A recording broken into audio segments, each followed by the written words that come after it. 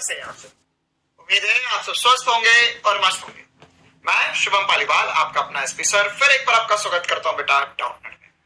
तो डाउटनेट में भौतिक विज्ञान में हम आज स्थिर विद्युतिकी के लेक्चर नंबर 2 पर आ चुके हैं। आज हमें क्या डिस्कस करना है स्थिर विद्युतिकी में? आज हमें स्थिर विद्युतिकी में और भी महत्वपूर्ण सवाल करने हैं। किस पर सवाल करेंगे? हम क्वांटीकरण के सिद्धांत पर और कुछ छोटे छोटे से सवाल करना चाहते हैं और उसके बाद में हम आगे पढ़ेंगे और हम आवेशन की विधियां देखेंगे, साथ ही साथ कूलम का नियम आज की क्लास हम शुरू कर देंगे। तो बिना समय खराब किए क्लास की शुरुआत करते हैं, है ना। और मुझे उम्मीद है कि जैसे मेरे पीछे एक कंगा है, कंगे से पेपर के टुकड़े आकर्षित हो रहे हैं, उसी प्रकार की कहानी आपने एक बार जरूर करके देखी होगी अपने घर में। और अगर अभी तक नहीं किया तो एक कंगा या एक स्केल लो, बालों में तेल नहीं होना चाहिए, सूखे बाल होने चाहिए ना। मैं करके बताता, लेकिन अभी मेरे बालों में थोड़ा तेल है। लेकिन सूखे बाल को ऐसे सूखे बाल को कंगे को घिसो, है ना। अब हम आज देखेंगे कि उससे क्या होता है और छोटे छोटे पेपर के टुकड़ों की तरफ ले जाओ तो पेपर के टुकड़े जो है होंगे वो आकर्षित हो जाएंगे उसकी तरफ। ठीक है, तो यह क्यों होता है उस बात का भी जवाब आज की क्लास में देखेंगे।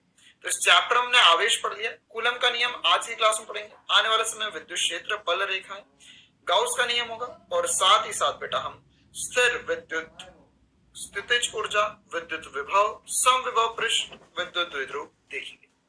आज आवेशन करने की विधियां, कूलम का नियम और कूलम के नियम का सदिश रूप देखेंगे।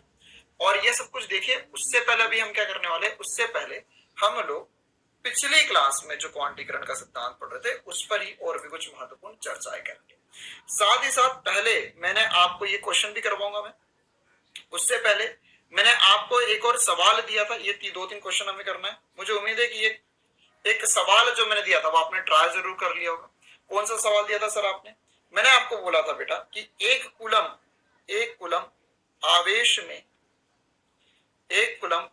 में इलेक्ट्रॉन की संख्या, है ना। ये इंपॉर्टेंट है, स्कूल वगैरह में पूछते, और ये नहीं मतलब ऐसा स्टैंडर्ड वैल्यू है, ये आपको याद होना चाहिए नीट के हिसाब से।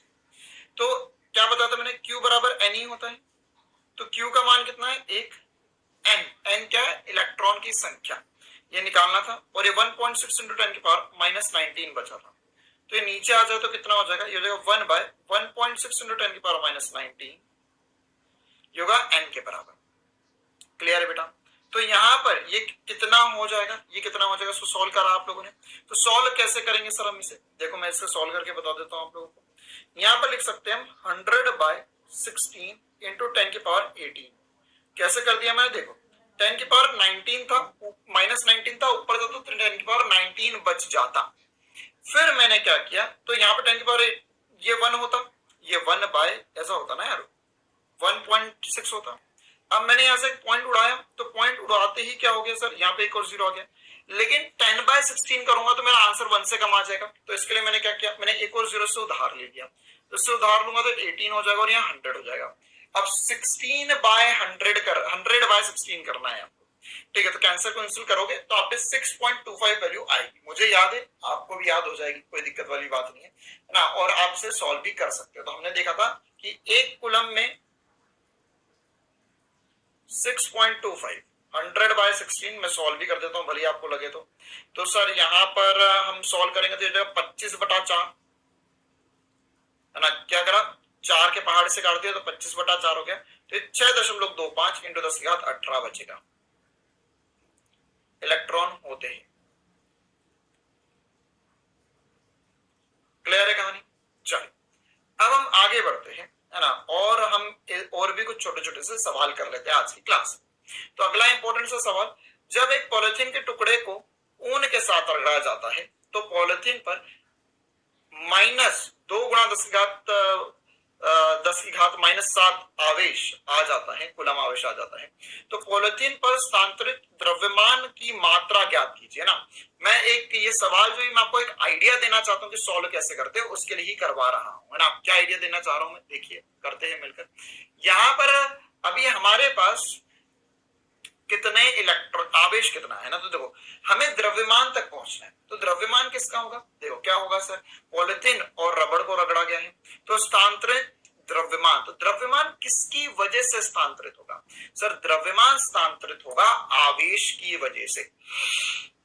किसकी वजह से होगा? आवेश की वजह से होगा। तो आवेश कहां होगा? इलेक्ट्रॉन स्थानांतरित हुए, है ना। जैसे अगर मेरे पास ये पॉलिथीन है, ठीक है, और एक रबड़ का टुकड़ा है, सॉरी ऊन है, ये ऊन है और ये पॉलिथीन है। तो अब इन दोनों को रगड़ेंगे तो बोला गया कि पॉलिथीन पे नेगेटिव आ गया है, तो इस पे इलेक्ट्रॉन बढ़ गए होंगे, मतलब इससे इलेक्ट्रॉन निकलकर इस पर गए हैं, तभी ये कहानी हुई होगी। तो यहां पर इलेक्ट्रॉन का आदान प्रदान हुआ है, तो कितने इलेक्ट्रॉन गए होंगे, तो उससे हम आवेश निकाल लेंगे। पहले इलेक्ट्रॉन की संख्या निकालते, तो Q बराबर N पता है हमें। आवेश कितना है? परिमाण अनुसार 2 गुणा 10⁻⁷। इलेक्ट्रॉन की संख्या कितनी ये नहीं पता, लेकिन इलेक्ट्रॉन का आवेश पता है 1.6 × 10⁻⁻19 होता है। तो इससे सॉल्व करते हैं, एन की वैल्यू आ जाएगी, तो ये हो जाएगा 2/1.6। तो सर ये उड़ा दो, तो यहाँ पर 0 आ जाएगा बिल्कुल। ये हो जाएगा 10⁻⁷ बटे में 10⁻−19। तो यहाँ से एन की वैल्यू ज्ञात कर लेते हैं। कैसे करेंगे सर? ये कटेगा तो ये हो जाएगा 4/5, है ना, या 5/4 लिख सकते हैं वैसे से। तो 5/4 जैसे होगा तो इसे क्या लिख सकते हैं सर? हम इसे लिख सकते हैं 1.25 हो जाएगा। फिर से × 10 की पावर, यहाँ पर 7 है और नीचे 19 है, तो अगर हम इसको सॉल्व करेंगे तो 7 19 में से 7 गए, है ना, तो 19 में से 7 गए, तो यहाँ पर हम बचाएंगे 12 बचेगा सर यहाँ। ठीक है, ओके सर। तो ये 12 10⁻12 मतलब 1.25 गुणा 10⁻12 हमारे पास इलेक्ट्रॉन की संख्या आ गई है। ये आ गई है ई की संख्या, इलेक्ट्रॉन की संख्या आ चुकी है। तो इतने इलेक्ट्रॉन आदान प्रदान हुए हैं। अच्छा, अब अगर इतने इलेक्ट्रॉन आदान प्रदान हुए तो द्रव्यमान कितना हुआ होगा? तो देखो, हर एक इलेक्ट्रॉन के आने जाने से कुछ द्रव्यमान कम ज्यादा होता है। जैसे अगर मान के चलो हमारे पास कोई एक वस्तु है, तो वो वस्तु पॉजिटिव आवेशित हुई है, तो पॉजिटिव आवेशित कैसे हुई होगी वस्तु? उससे इलेक्ट्रॉन निकले हैं तो वस्तु पॉजिटिव आवेशित हो जाएगी। किसी वस्तु पे इलेक्ट्रॉन गए हैं तो वो वस्तु नेगेटिव आवेशित हो जाएगी। अच्छा, अब सर जब इलेक्ट्रॉन निकलेंगे तो द्रव्यमान भी निकलेगा, तो ऐसा भी सवाल बन सकता है कल को कि एक पॉजिटिव आवेशित, है ना, मतलब कि धनावेशित वस्तु का, पॉजिटिव वस्तु का, या इधर थोड़ा सा हम ठीक से लिख देते हैं, ये ऊन तो रहने दो। हाँ, एक पॉजिटिव वस्तु का द्रव्यमान, पॉजिटिव का द्रव्यमान कम होगा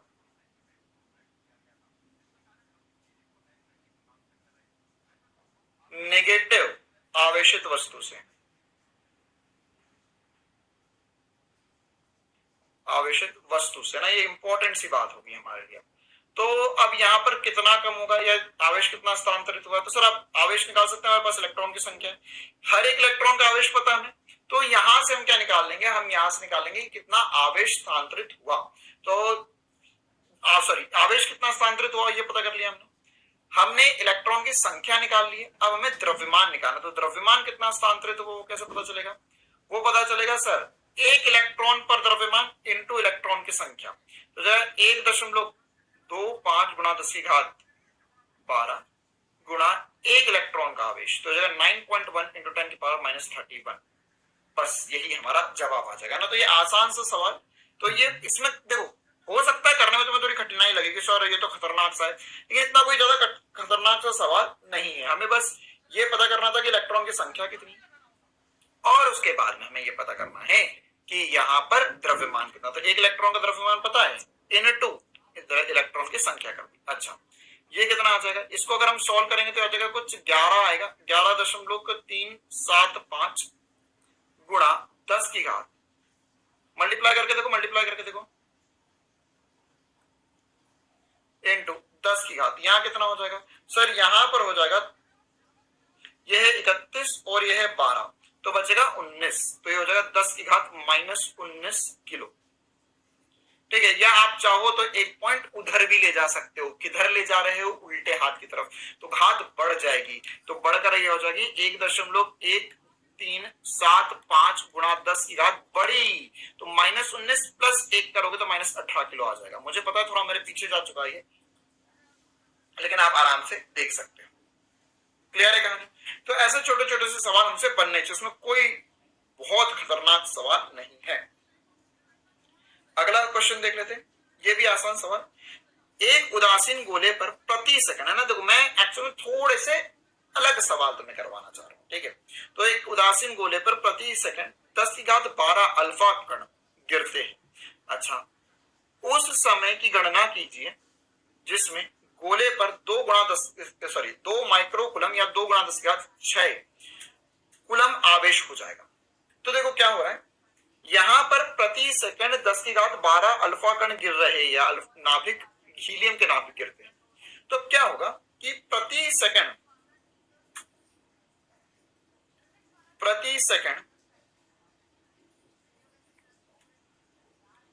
आवेश, प्रति सेकंड आवेश, तो प्रति सेकंड आवेश कितना हो जाएगा, देखो एक सेकंड में 10⁻12 अल्फा कण गिर रहे हैं, तो प्रति सेकंड आवेश कितना हो जाएगा। अच्छा सर, पहले अल्फा कण होता क्या है, हीलियम के नाभिक होते हैं। हीलियम के नाभिक में बेटा 2 प्रोटॉन और 2 न्यूट्रॉन होते हैं। क्या होते हैं इसके अंदर, इसके अंदर 2 प्रोटॉन प्लस 2 न्यूट्रॉन होते हैं। या आवेश की बात करूं तो मैं 2 प्रोटॉन के बराबर आवेश गिर रहा है, तो प्रति सेकंड 2 × 1.6 × 10⁻−19 पॉजिटिव में इतने कुलम आवेश गिर रहा है ना, है ना, इंटू 10⁻12। देखो क्या करा मैंने, मेरे को पता है कि प्रति सेकंड 10⁻12 अल्फा कण गिर रहे हैं। अच्छा, हर एक अल्फा कण में आवेश इतना है, ये क्या है, प्रति अल्फा कण आवेश है ना। तो इसका आवेश कैसे लिखेंगे हम, यहाँ पे चाहो तो आप लिख भी लो। इसका आवेश कितना लिखेंगे, 2 × 1.6 × 10⁻19 कुलम लिखेंगे हम। क्यों लिखेंगे यहाँ पर, क्योंकि यहाँ पर सर, यहाँ पर हमारे पास 2 × 1.6 × 10⁻19 है मेरे पास, और ये क्या है सर, कैसे आ रहे हैं, क्योंकि 1.6 × 10⁻19 एक प्रोटॉन के पास आवेश होगा, 2 प्रोटॉन हर एक अल्फा कण से बाहर आ रहे हैं। चल इंटू 10⁻12 कर दिया, क्योंकि इतने हर सेकंड अल्फा कण गिर रहे हैं। अब ये प्रति सेकंड इतना आवेश गिर रहा है। अच्छा सर, इसको सॉल्व कर लेते हैं, कितना हो जाएगा, ये हो जाएगा 3.2 × 10⁻7 बचेगा। क्लियर है, ओके सर, -7 बचा है अब यहाँ पर। तो अब मैं क्या बोल सकता हूं, मैं, अच्छा ये -19 + 12 करा मैंने ना, तो -7 आ गया।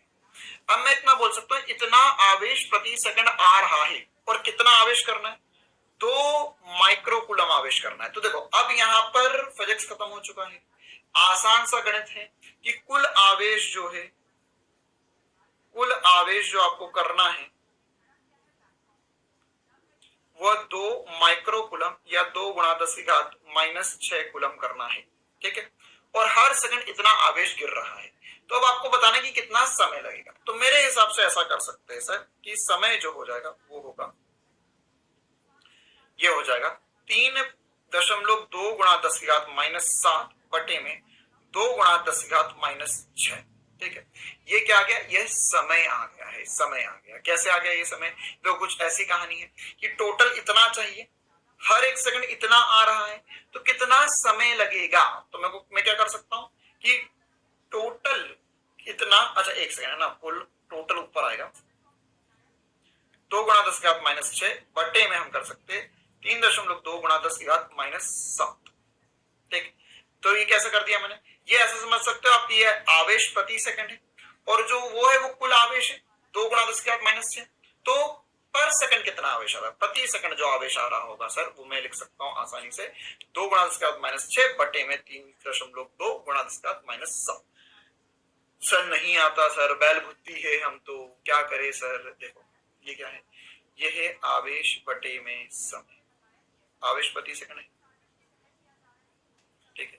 आपको निकालना है कुल आवेश, सॉरी कुल आवेश आपको पता है, तो आपको समय चाहिए। तो यार ये आवेश प्रति सेकंड है और वह टोटल आवेश, तो क्या करूं ताकि समय आ जाए। तो समय निकालने के लिए क्या करेंगे, आवेश बटा समय, ये प्रति सेकंड है, और यहाँ पर कुल आवेश तो सेकंड घूमकर ऊपर चले जाएगा, तो विमीय रूप से यह समय बन जाएगा। चलो तो कितना होगा, सर 20 बटे में 32, और यहाँ पे बचेगा 10⁻1 ऊपर बचेगा, 10⁻6 है, -6 -7, तो इसको सॉल्व करेंगे तो +7 हो जाएगा, जिसे मैं 1 लिख सकता हूं। तो यहां पर हो जाएगा सर 200 बटे में 32 सेकंड, आप चाहो तो उसको सॉल्व वॉल्व कर लो, 200/32 में जो भी काटा पीटी हो रही हो आप कर सकते हो, बाकी आंसर तो इतना ही आ जाएगा। ठीक है, मैं एक बार कर देता हूं ये, इसमें ये हो जाएगा 6.25 सेकंड। एक बार चेक कर लेना यार, है ना, ये हमारा आंसर आना चाहिए। तो ये ऐसे हम क्वेश्चंस को सॉल्व कर सकते हैं। ओके सर, बहुत बढ़िया, बहुत मजा आया। आगे बढ़ते हैं, अब एक और आखिरी सवाल कर लेते हैं। 5×10⁻21 इलेक्ट्रॉन विद्यमान है किसी एक उदासीन गोले पर, ठीक है, 10% इलेक्ट्रॉन हटा दिए जाए तो गोले पर कुल आवेश की गणना कीजिए। आसान सवाल है, बिल्कुल आसान।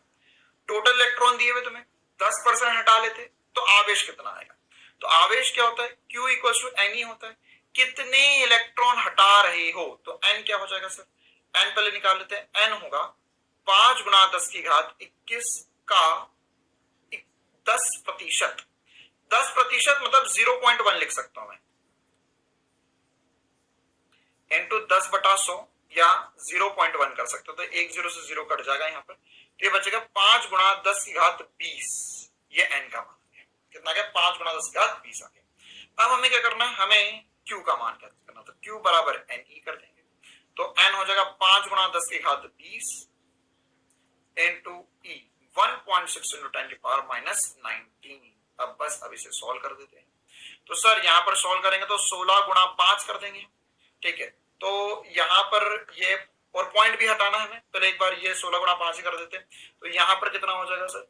ये हो जाएगा 80। 8 बचेगा कैसे? 1.6 × 8 है ना बेटा, तो इंटू 10⁻20 - 19, तो 10⁻1 बचेगा, या हम लिख सकते हैं 80 कूलाम। 80 कूलाम हमारे पास आंसर आ जाएगा। क्लियर है कहानी? तो ऐसे छोटी छोटी सी बातें हमसे बननी चाहिए। चलो आगे बढ़ते हैं हम यहाँ पर। अब हमने ये जो सब कुछ पढ़ा, ये सब कुछ क्या था, है ना? हमने जो सब कुछ पढ़ा सर जी, ये हमने कुछ छोटे छोटे से सवाल कर लिए 10-12 मिनट में, जो और इंपॉर्टेंट हमारे बचे थे। अब हम आगे बढ़ते और हम यह समझते कि आवेशन करने की और विधियां क्या हो सकती है। मतलब अभी तक हम ये समझ रहे थे कि आवेशित हो रहा है कोई भी वस्तु, है ना, या हमारे पास कोई भी वस्तु जो है उसमें आवेश तो आ रहा है, लेकिन वो आवेश आ कैसे रहा है, विधि क्या है आवेशन करने की, तरीका क्या है आवेशन करने। तो आवेशित करने के 3 तरीके होते हैं, एक घर्षण द्वारा, एक प्रेरण द्वारा और एक चालन द्वारा। ठीक है, चलो तो अब ये हम इनमें एक एक करके पढ़ना शुरू करते हैं कि घर्षण द्वारा, चालन द्वारा कैसे कैसे होता है। सबसे पहले घर्षण द्वारा देखते हैं। एकदम आसान सी बात होती है ना, ध्यान समझना क्या होता है। मान के चलो कि हमारे पास कोई भी 2 पदार्थ है जिनको हम घिस रहे हैं आपस में, है ना। जैसे हमारे पास एक कांच की छड़ है और एक रेशम का कपड़ा। तो कांच की छड़ और रेशम के कपड़े को अगर आपस में घिसा जाए, या हमारे पास हमारे बाल है और एक प्लास्टिक का स्केल है, इनको आपस में घिसा जाए तो क्या होता है बेटा? इनमें से कोई भी एक एग्जांपल से समझ लेते हैं। मान के चलो हमने बाल और स्केल से समझा, या हमने कांच की छड़ और रेशम का कपड़ा समझा। तो इसमें जब हम इन्हें घिसते हैं तो हम क्या कर रहे हैं? हम इसे ऊर्जा दे रहे हैं। अब हमारे द्वारा किया गया कार्य, या हमारी ऊर्जा है, वो कहाँ जा रही है? तो सर वो जो हमारी ऊर्जा है वो एक्चुअल में, जैसे अगर हम हाथ भी से घिसते हैं तो क्या होगा? सर हाथ गर्म हो जाएंगे ना, गरम गरम लगने लगेगा। तो वही वाली बात उसमें भी होती है कि जो हम घर्षण से या हम उसे घिस रहे हैं, तो घिसने से क्या होगा? सर घिसने से हमारे द्वारा किया गया कार्य जो है वो उसमें ऊर्जा के रूप में स्थानांतरित हो जाएगा, या ऊष्मा के रूप में स्थानांतरित हो जाएगा। क्या होगा? ऊष्मा, मतलब उसका तापमान बढ़ जाएगा। या इलेक्ट्रॉन की ऊर्जा बढ़ जाएगी। जैसे जैसे आप घिस रहे हो तो इलेक्ट्रॉन की ऊर्जा बढ़ जाएगी। अब अगर इलेक्ट्रॉन की ऊर्जा बढ़ गई बेटे, इलेक्ट्रॉन की ऊर्जा क्या होगी? बढ़ गई। तो अगर इलेक्ट्रॉन की ऊर्जा बढ़ जाएगी तो इलेक्ट्रॉन की ऊर्जा बढ़ने से क्या होगा सर? इलेक्ट्रॉन की ऊर्जा बढ़ने से क्या होगा? हाँ, इलेक्ट्रॉन एक वस्तु से दूसरी वस्तु पर स्थानांतरित हो जाएंगे। तो बस कहानी यही होती है कि 2 वस्तु को जब हम आपस में घिसते हैं तो इलेक्ट्रॉन की ऊर्जा बढ़ जाती है, तो किसी एक वस्तु में इलेक्ट्रॉन की ऊर्जा अधिक हो जाएगी दूसरी वस्तु से, तो उसके इलेक्ट्रॉन जो है वह निकल कर, जब अगर मान लो पहली वस्तु 1 नंबर 2 नंबर, तो अगर 2 नंबर में इलेक्ट्रॉन ज्यादा तेजी से घूमने लगे, 1 नंबर में कम घूमे, 2 नंबर में तो एकदम बावले हुए इलेक्ट्रॉन्स, तो क्या होगा, ये कूद कूद के इधर चले जाएंगे, कूद कूद के दूसरी वस्तु पे चले जाएंगे। अब जैसे ही वो दूसरी वस्तु पे गए तो ये वाली वस्तु जो है वो पॉजिटिव हो जाएगी और ये वाली वस्तु नेगेटिव आवेशित हो जाएगी। अच्छा सर, अब हमें कैसे पता चलेगा कि कहां पर से इलेक्ट्रॉन कूद के किस वस्तु पर जाएंगे, ऐसा हम पता कर सकते हैं क्या? नहीं नहीं नहीं, हमको पता करना भी नहीं है। एक्चुअली वो आगे चलकर जब फिजिक्स पढ़ते हैं एमएससी में, बीएससी में, तो उसमें एक सीरीज बताई जाती है कि जैसे आपने केमिस्ट्री में पढ़ी होगी ना, रिएक्टिविटी सीरीज, कि जब इनका रिएक्शन होगा तो इन दोनों में से कौन किसको रिप्लेस कर सकता है, या एक हाइड्रोजन वाली रिएक्टिविटी सीरीज है ना, इसमें कॉपर, गोल्ड, सिल्वर नीचे आते हैं, पोटेशियम वगैरह, potassium, sodium, aluminium, potassium, sodium, है ना, और उसके अंदर मैंगनीज, ये सब ऊपर आते हैं।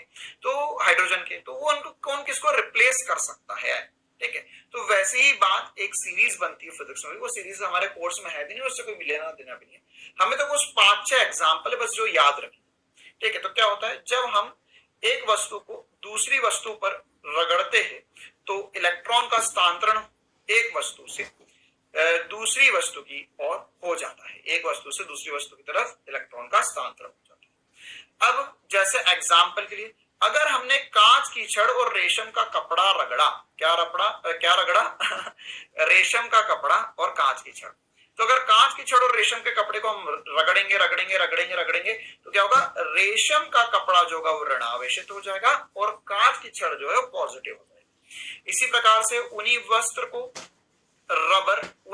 को रबर, अंबर या प्लास्टिक की छड़ से रगड़ा जाए तो उन्हीं वस्त्र जो है या स्वेटर वगैरह जो है बेटा वो धनावेशित हो जाएंगे, और प्लास्टिक, अंबर या रबर जो है वह नेगेटिव आवेशित हो जाएगा।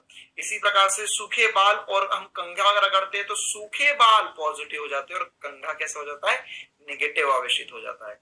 बिल्ली की खाल को अगर हम एबिनॉइड छड़ से रगड़े ना, जैसे वो याद है ना, कल की क्लास में बिल्ली का एग्जांपल आया था, तो उसको एक्चुअली किससे रगड़ दिया गया है, एबिनॉइड रॉड से। एबिनॉइड रॉड क्या होती है, इसका एक छोटा सा एग्जांपल, एबिनॉइड मटेरियल हम यूज करते हैं अपने घर में, जो पानी गर्म करने की रॉड देखी होगा, है ना, जिसमें वो इस आकार की होती है ना, तो उसमें और नीचे से थोड़ी सी गोल गोल घुमावदार होती है, ठीक है। पानी गर्म करने की एक रॉड सी होती है, तो ये पानी गर्म करने की जो रॉड होगी बेटा, यह एबिनॉइड मटेरियल की बनती है, हम क्या बोलते हैं, एबिनॉइड रॉड बोलते हैं। तो बिल्ली की खाल जो है वो पॉजिटिव आवेशित हो जाएगी और एबिनॉइड रॉड जो होगी वो नेगेटिव आवेशित हो जाएगी, है ना। बादलों में आवेश भी किसके कारण होता है, घर्षण के कारण। आगे ये बात समझ में बेटा, तो ये हमें पता होना चाहिए, ये पहली विधि थी जिसके बारे में हमने देखा, घर्षण के द्वारा, ठीक है। चल अब आगे बढ़ते हैं हम विद्युत या स्थिर विद्युत प्रेरण की तरफ। यदि एक आवेशित वस्तु को एक उदासीन वस्तु के पास लाया जाए, वो उदासीन वस्तु के विपरीत आवेशों को आकर्षित एवं समान आवेशों को प्रतिकर्षित करती है ना। देखो क्या होता है, जैसे मान के चलो कि चिंटू भैया है हमारे, है ना, चिंटू भैया और ये मुन्नी दीदी। तो चिंटू भैया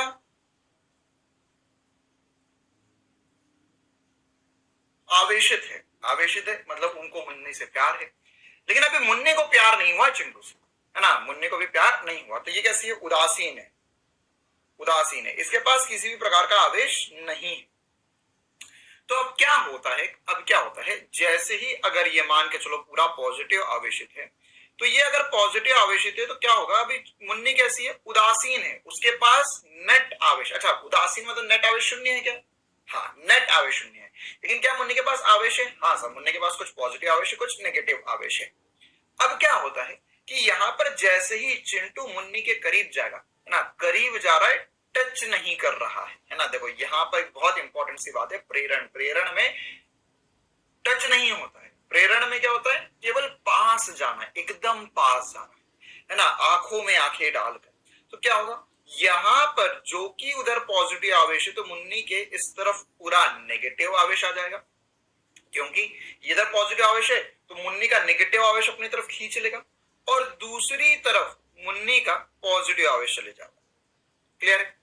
तो अब यहां पर क्या मुन्नी आवेशित हो गई, क्या मुन्नी पर आवेश आ गया, नहीं, अभी भी मुन्नी पे नेट आवेश क्या है, जीरो, अभी भी मुन्नी पर नेट आवेश क्या है, जीरो। अब आंखों में आंखें डालकर अब मुन्नी ने मुन्नी चिंटू की आंखों में आंखें डालकर, चिंटू मुन्नी की आंखों में आंखें डालकर एक दूसरे को देख रहे। अब उसी क्षण मुन्नी को लगा कि नहीं, यही मेरा सब कुछ है।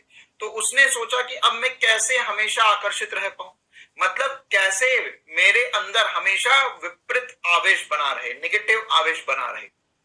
तो उसके लिए क्या किया, मुन्नी ने अपना इधर वाला जो पॉजिटिव आवेश था वो खो दिया। अब ये पॉजिटिव आवेश कैसे खोएगी, उसके लिए क्या करते हैं, उसके लिए उसने बोला, हे पृथ्वी माँ मेरी मदद करो। तो उसने पृथ्वी माँ को छू दिया। तो जैसे ही उसने पृथ्वी को छुआ तो उसके इस तरफ देखो, जैसे अगर यहाँ पर मुन्नी, तो इस तरफ पूरा पॉजिटिव आवेश है, इस तरफ नेगेटिव आवेश है ना, आंखों में आंखें डालकर।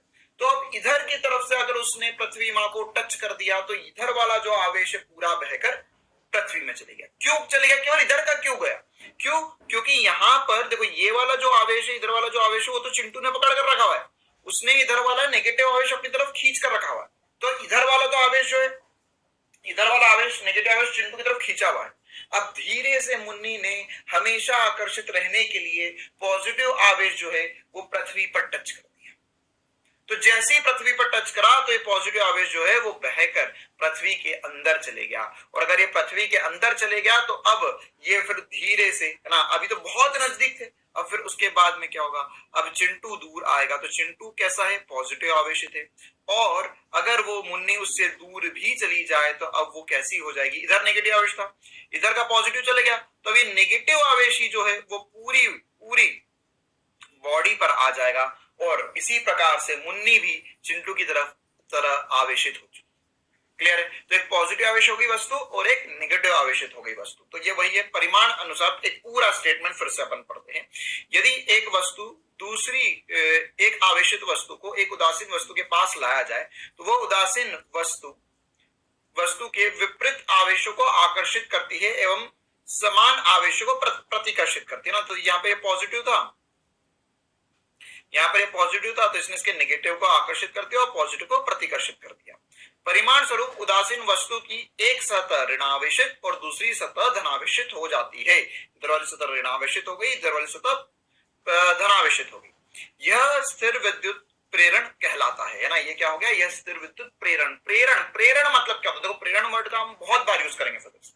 प्रेरण मतलब क्या हुआ कि तुमने उसे टच नहीं करा, फील करवाया, है ना। प्रेरण मतलब क्या होता है, फील करवा कर ही, पास में रहकर ही फील आया है, और वही फील, वही क्या है, प्रेरण कहलाता है। प्रेरण मतलब क्या होता है, आप चाहो तो लिख लो। प्रेरण का मतलब होता है फीलिंग, फील करवाना। चलो भैया, तो अब यहां पर यह प्रेरण कहलाता है। जब किसी आवेशित वस्तु को अन्य वस्तु के समीप लाया जाता है तो उस वस्तु के आवेश के पुनः वितरण की परिघटना को प्रेरण कहते हैं ना। आवेश जो है पुनः वितरित हो जाता है और ये इधर नेगेटिव आ जाता है, पॉजिटिव आ जाता है, तो यह प्रेरण कहलाता है। अब प्रेरण तो हो गया, लेकिन प्रेरण से हम आवेशित कैसे करते हैं वस्तु को, तो उसके लिए क्या करना होगा, उसके लिए हमें भू संपर्कित करना होगा। एक और एग्जाम्पल से समझ लेते। देखो, अगर यहाँ पर यह गोला था जिसका आवेश शून्य था, है ना, तो यहाँ पे प्रथम पद मतलब पहली स्टेप में हम ये करेंगे, एक आवेशित वस्तु को लेकर आए, इधर पॉजिटिव आवेशित, उसके इधर नेगेटिव आवेशित आवेश आ गया, इधर पॉजिटिव आवेश आ गया। फिर उसके बाद में क्या होगा सर, उसके बाद में यहां से जो पॉजिटिव है, अच्छा ये वाला जो चिन्ह होता है, ऐसा चिन्ह हो गया, मतलब पृथ्वी को टच कर दिया। इसे क्या करते हैं हम, भू संपर्कित।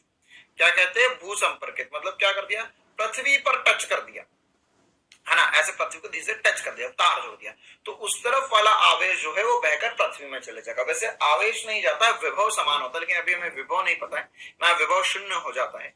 वो हम विभव में जाकर इस चीज को और डिटेल में समझेंगे। फिर उसके बाद में क्या होगा सर, उसके बाद में इधर वाला आवेश तो चले गया, अब ये वाला अभी भी आकर्षित कर रखा हुआ, इधर नेगेटिव चिपका हुआ, इधर पॉजिटिव चिपका हुआ है ना। उसे समझ नहीं आ रहा है कि इस तरफ क्या हो चुका है जिंदगी में, है ना, केवल आंखों में आंखें डालकर एक दूसरे को देखे जा रहे थे। और उसके बाद में फिर चिंटू चला गया। अब मुन्नी कैसी होगी, पूरी नेगेटिव आवेशित हो। ठीक है, तो ये 4 स्टेप का प्रोसेस होता है जिससे हम प्रेरण द्वारा किसी वस्तु को आवेशित कर सकते हैं। अच्छा, अब प्रेरण में कुछ ऐसे सवाल आते हैं कि कितना प्यार हुआ, है ना, या कितना आवेश प्रेरित होता है। तो आवेश याद रखना सदैव, है ना, आवेशित वस्तु, या ऐसा लिख लो, उदासीन वस्तु पर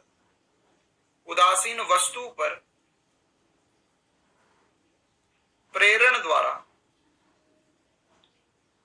द्वारा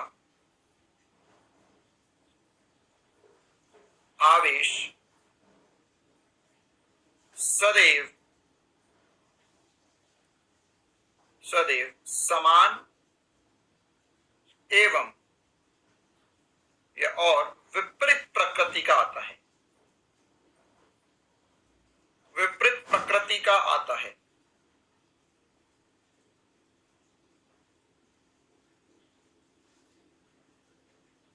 ठीक है, कैसा आवेश आता है? नेगेटिव आता है और अपोजिट मतलब कि विपरीत प्रकृति का आवेश आता है। चलो बहुत बढ़िया। हाँ, तो यहाँ पर प्रेरण से संबंधित कुछ मुख्य बातें। प्रेरित करने वाली वस्तु ना तो आवेश प्राप्त करती है ना ही खोती है ना। कुछ एसपी स्टार पॉइंट से चिंटू का प्यार उतना ही बना रहेगा, चिंटू का प्यार उतना ही बना रहेगा, ना तो बढ़ेगा ना तो कम होगा। प्रेरित वस्तु की प्रकृति सदैव प्रेरित करने वाली वस्तु से विपरीत होती है। कैसा होता है? विपरीत आवेश प्रेरित होता है हमेशा। प्रेरित आवेश प्रेरित करने वाले आवेश से कम या बराबर हो सकता है ना। क्या हो सकता है? या तो कम होगा या तो बराबर होगा। ज्यादातर केसेस में क्या होगा? समान होगा है ना। लेकिन कुछ केसेस में कम भी हो सकता है। कब कम हो सकता है? अगर दूसरी वस्तु कुचालक है ना। अरे भाई मान के चलो मुन्नी प्यार ही नहीं करना चाहती चिंटू से, तो क्या जबरदस्ती वाली बात थोड़ी ना। ठीक है, तो या तो बराबर होगा या कम होगा, कभी भी ज्यादा नहीं हो सकता। ये याद रखना, बहुत इंपॉर्टेंट सी बात है। प्रेरण केवल वस्तुओं में संभव है, कणों में संभव नहीं है ना। मतलब वस्तु चाहे चालक हो या कुचालक हो, कण मतलब जैसे प्रोटॉन इलेक्ट्रॉन, इनमें संभव नहीं है ना। अच्छा, यहाँ पर एक काम करो यार, ये थोड़ा कंफ्यूजन ना हो, यहाँ पे इसमें से सदैव हटा दो। ठीक है, तो ताकि कंफ्यूजन ना हो। प्रेरण द्वारा आवेश समान और विपरीत प्रकृति का आता है ना। तो समान एग्जैक्टली समान हो भी सकता है, नहीं भी हो सकता है ना। तो ये इंपॉर्टेंट सी बात है। चलो आगे बढ़ते हैं। अब हम चालन द्वारा समझते हैं, है ना। किसके द्वारा? चालन द्वारा। अब हमें एक और प्रकार से, ये तीसरा प्रकार है हमारे पास आवेशित करने का वस्तु पर। चालन क्या होता है? चालन होता है टच करके।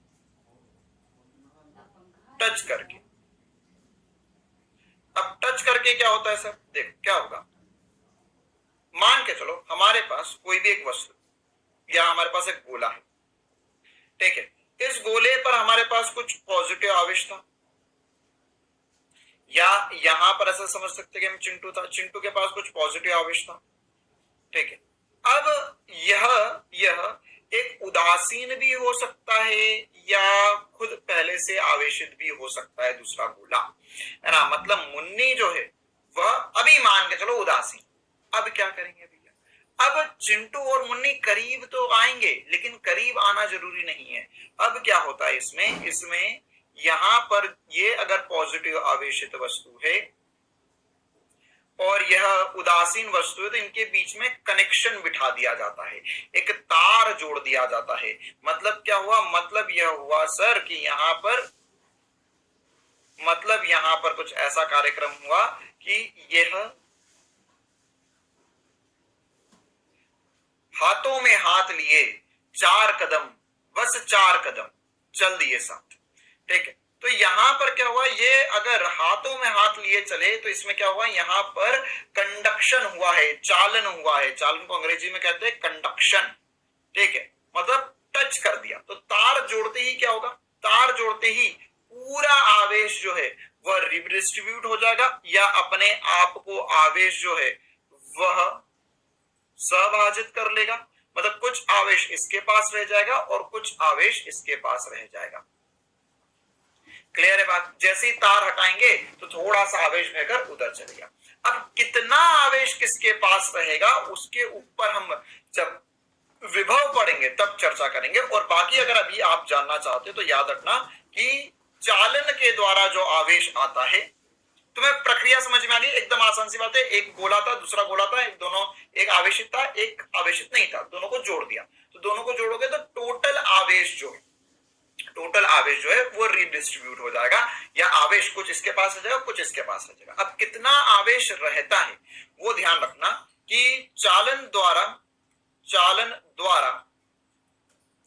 आवेशित वस्तु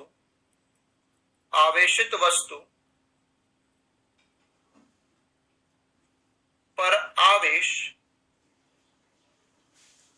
Q समानुपाती होता है, आवेश Q समानुपाती होता है R, मतलब त्रिज्या के।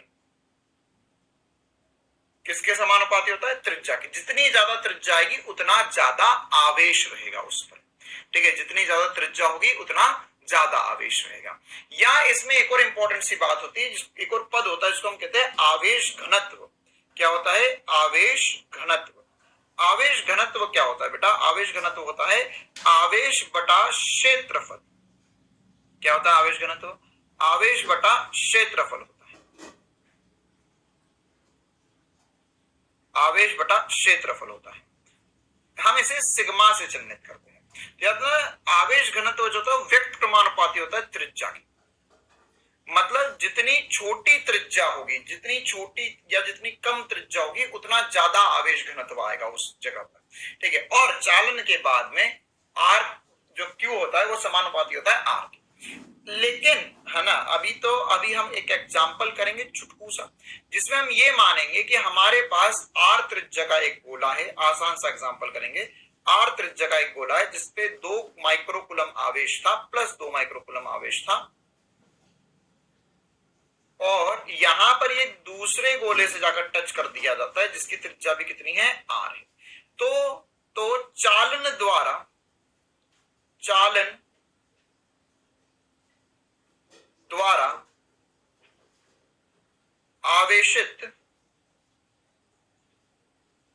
आवेशित किए जाने पर दोनों वस्तुओं पर आवेश, है ना। मतलब क्या हो रहा है? चालन द्वारा हम आवेशित कर रहे हैं, तो अब हमारे पास जब टच करके अलग अलग कर देंगे तो कितना कितना आवेश आ जाएगा ये पता करना है। आई बात समझ में, है ना। तो देखो ये आसान है। जब त्रिज्या बराबर तब तो कोई लोड नहीं है, क्योंकि आवेश जो है वो समानुपाती होगा त्रिज्या के। तो अब दोनों की त्रिज्या समान ही है। तो यहां पर इस कंडीशन में क्या होगा बेटा? इस कंडीशन में आसान सी बात है, इसका हल क्या होगा? यहां पर टोटल था 2 कूलम। अब ये दोनों देखो, ऐसा जरूरी नहीं कि तार से जोड़े, ऐसा भी हो सकता है कि टच कर दिया। क्या कर दिया? टच कर दिया। बात बराबर है ना, तार से जोड़ो या टच कर दो। तो अगर टच कर दिया तो इस पूरे को मिलाकर 2 माइक्रोकुलम आवेश रह जाएगा। पूरे को मिलाकर 2 माइक्रो, मतलब अब आवेश को ये नहीं लगता। देखो आवेश का ये मुंह माया नहीं है कि ये एक है ये दूसरा है। वो जैसे ही टच होती है, चालक टच होते तो हाय हाय हाय, अब उनके पापा का इलाका आ चुका है ना, अब उनका इलाका है पूरा, ठीक है। तो वो हर जगह फैल जाता है। और कैसे फैलेगा? त्रिज्या के समानुपाती फैलेगा। तो अब दोनों की त्रिज्या बराबर है तो दोनों में समान रूप से फैल जाएगा। तो अब जब हम इनको अलग अलग करेंगे बेटा, अलग अलग करेंगे तो आधा आधा आवेश बढ़ जाएगा। आधा आधा क्यों बढ़ रहा है? आधा आधा क्योंकि त्रिज्या समान है। अगर त्रिज्या समान नहीं होती तो हमें इससे कैलकुलेट करना होता, जो हम आगे चलकर विभव में कैलकुलेट भी कर बताएंगे आपको। तो यहाँ पर अब अभी 1 माइक्रोकुलम आवेश आ जाएगा और यहाँ पर भी 1। दोनों की त्रिज्या बराबर है तो दोनों में समान रूप से फैल जाएगा। तो अब जब हम इनको अलग अलग करेंगे बेटा, अलग अलग करेंगे तो आधा आधा आवेश बढ़ जाएगा। आधा आधा क्यों बढ़ रहा है? आधा आधा क्योंकि त्रिज्या समान है। अगर त्रिज्या समान नहीं होती तो हमें इससे कैलकुलेट करना होता, जो हम आगे चलकर विभव में कैलकुलेट भी कर बताएंगे आपको। तो यहाँ पर अब अभी 1 माइक्रोकुलम आवेश आ जाएगा और यहाँ पर भी 1 माइक्रोकुलम आवेश आ जाएगा। अभी इस लेवल पे जो सवाल आएंगे स्टार्टिंग में वो ऐसे आएंगे जिसमें त्रिज्या बराबर है। त्रिज्या बराबर नहीं होगी तो इससे कैलकुलेट हम करेंगे आने वाले समय में। क्लियर है? चलिए ओके। अब इसी प्रकार से एक और लास्ट बात कर लेते हैं, जो मैंने आपको बताया था सिग्मा जो होता है या आवेश घनत्व व्यक्त प्रमाणुपाती त्रिज्या के। इसका क्या सिग्निफिकेंस है सर? इसका क्या उपयोग है? ये क्यों बताया आपने? देखो क्या होता है कि अगर मान के चलो हमारे पास कोई भी एक वस्तु आवेशित है, मतलब कहीं से भी हमने आवेशित कर दिया उस वस्तु को, तो अगर वो गोला है तो गोला है तो उसमें हर जगह त्रिज्या समान है तो वो एक समान रूप से आवेशित होगी। मतलब आवेश हर जगह एक ही जैसा होएगा। ठीक है, मतलब हमको ऐसा सवाल बोल सकता है कि यार ये बिंदु ए है, ये बिंदु बी है, ये बिंदु सी है। तो यहाँ पर ए बी सी पर आवेश घनत्व बताइए, तो हम क्या बोलेंगे, आवेश घनत्व ए पर, बी पर और सी पर समान है, कोई दिक्कत वाली बात नहीं है। लेकिन किंतु परंतु अगर ऐसी वस्तु होती, कैसी वस्तु होती सर जी, ऐसी वस्तु,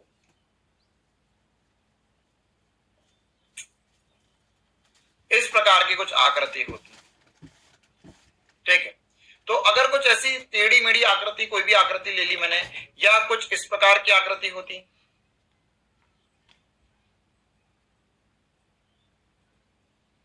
है ना, मतलब मैं जानबूझकर कुछ इस प्रकार की आकृतियां बनाना चाह रहा हूं जिसमें क्या है, जिसमें नीचे कोना आए या ऊपर नीचे कहीं पर दो कोने आए, मतलब मैं आपको समझाना चाह रहा हूं इससे क्या हो सकता है। तो यहां पर क्या होता है बेटा, यहां पर जैसे ये वाला जो आवेश है वो जहां पर तिकोने कोने होंगे वहां पर आवेश घनत्व अधिक होगा, और जहां पर त्रिज्या, है ना, त्रिज्या जहां पर कम होगी वहां पर आवेश घनत्व अधिक होगा, और जहां पर त्रिज्या अधिक होगी आवेश घनत्व कम हो जाएगा, ठीक है। जैसे यहाँ पर क्या होगा, यहाँ पे जो कोने कोने होंगे इनमें आवेश बहुत ज्यादा होगा, यहाँ पर आवेश बहुत ज्यादा होगा, बहुत ज्यादा आवेश होगा, लेकिन यहाँ पर आवेश दूर दूर होगा, दूर दूर होगा, दूर दूर होगा। आवेश घनत्व मतलब क्या है कि इकाई क्षेत्रफल में कितना आवेश, तो जो कोने होते उनमें आवेश बहुत अधिक चिपकता है या बहुत अधिक होता है। क्यों? ये आवेश घनत्व जो है व्यक्त क्रमानुपाती है त्रिज्या के। अच्छा, अब सर हम कैसे समझेंगे कि कहाँ की त्रिज्या कम है, कहाँ की त्रिज्या ज्यादा है? तो देखो इसके लिए कॉमन सेंस है। ये बताओ यार कि अगर मैंने ये एक वक्र बना है ना और एक दूसरा वक्र बना, तुम्हें क्या लगता है किसकी त्रिज्या ज्यादा, किसकी त्रिज्या कम है? सर यहाँ पर ये इस चाप, ये चाप है तो ये एक वृत्त का हिस्सा होगा। अब दूसरे वाला तो सर आपने इतने छुटकू सा बना, तो ये तो इस वृत्त का हिस्सा होगा, तो यहां पर इसका केंद्र यहां कहीं होगा, तो इसकी त्रिज्या सर सेकंड वाले के साफ ही दिख रहा है कि छोटी है और बड़े वाले पहले वाले की त्रिज्या ज्यादा है। मतलब जहां वक्रता, अब ध्यान सुनना मेरी बात, एक और बहुत इंपॉर्टेंट सी बात बता रहा हूं ना, ये अभी फिजिक्स में हर जगह काम आने वाली है आपको। क्या? जहां वक्रता अधिक, वक्रता व्यक्त क्रमानुपाती होती है त्रिज्या के। इसका मतलब क्या हुआ कि जहां पर वक्रता अधिक होगी, क्या अधिक होगी? वक्रता अधिक होगी। मतलब सर, मतलब जैसे वक्रता अधिक मतलब ज्यादा घुमाव, इसको आप ऐसा समझ सकते हो। वक्रता मतलब क्या होता है? घुमाव ना, ज्यादा घुमा वहां वक्रता ज्यादा, है ना। तो ये ज्यादा घूम रहा है, ये वाला ये एक नंबर मान लेते हैं, 2 नंबर मान लेते हैं, तो हम बोलेंगे कि यहां पर 2 नंबर में वक्रता, 2 नंबर में वक्रता जो है वह अधिक है, वक्रता अधिक है 1 नंबर की वक्रता से। वक्रता किस में अधिक है? वक्रता जो है वह 1 नंबर में अधिक है, सॉरी 2 नंबर में अधिक है 1 नंबर से।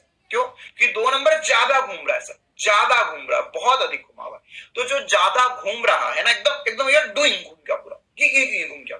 जैसे ये वाला बिंदु देखो, ये वाला बिंदु बहुत ज्यादा घुमा हुआ है, यहीं पर एकदम एंडी एकदम से पूरा वक्र घूम गया।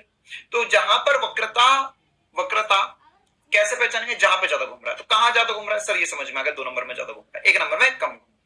तो घुमा कहां? 2 नंबर में ज्यादा घुमा, तो 2 नंबर में वक्रता अधिक होगी। अब त्रिज्या कहां ज्यादा होगी सर? त्रिज्या जो है व्यक्त क्रमानुपाती वक्रता के। ये मैंने ऐसे ही बना दिया ताकि तुम्हें फॉर्मूला टाइप याद रहे, बाकी ये कॉमन सेंस की बात है। क्या यार, अगर तुम जल्दी घूम रहे हो तो त्रिज्या छोटी होगी, अगर बड़ा घूम कर आ रहे हो तो त्रिज्या अधिक होगी, ठीक है। तो यहां पर क्या बोल सकते हैं हम सर कि हम बोल सकते हैं त्रिज्या जो होगी वो 1 नंबर में अधिक होगी, 2 नंबर में कम होगी त्रिज्या। क्लियर है कहानी, है ना?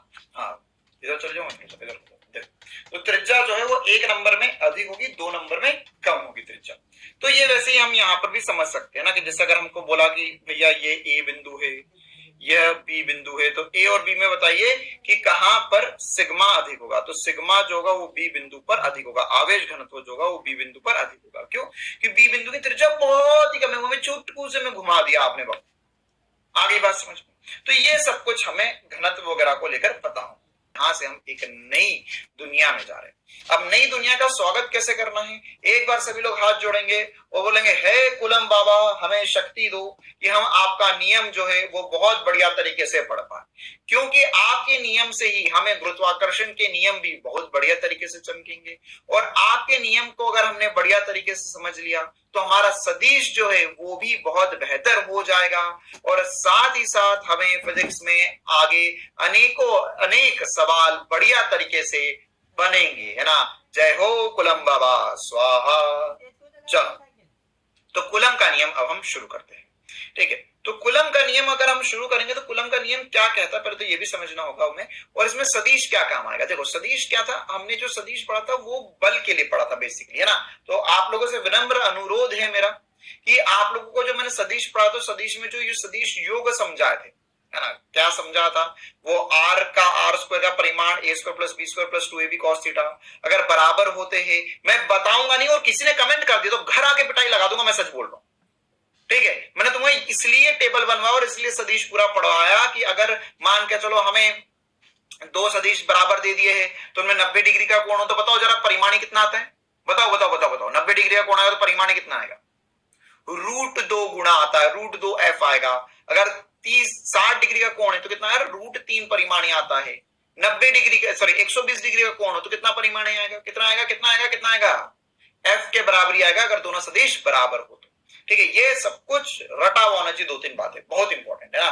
फॉर्मूला क्या था उसका, 2a cos थीटा बटा 2 परिमाणी निकालने के लिए। मैं लिखूंगा भी नहीं और अब रिपीट भी नहीं करूंगा, मैं सवाल में सीधे सॉल्व कर दूंगा, है ना। अब सोचते रहो, बैठे रहो घर में, बैठे रहो, सर क्या हो गया, आप देख समझ नहीं आ रहा, रो जा।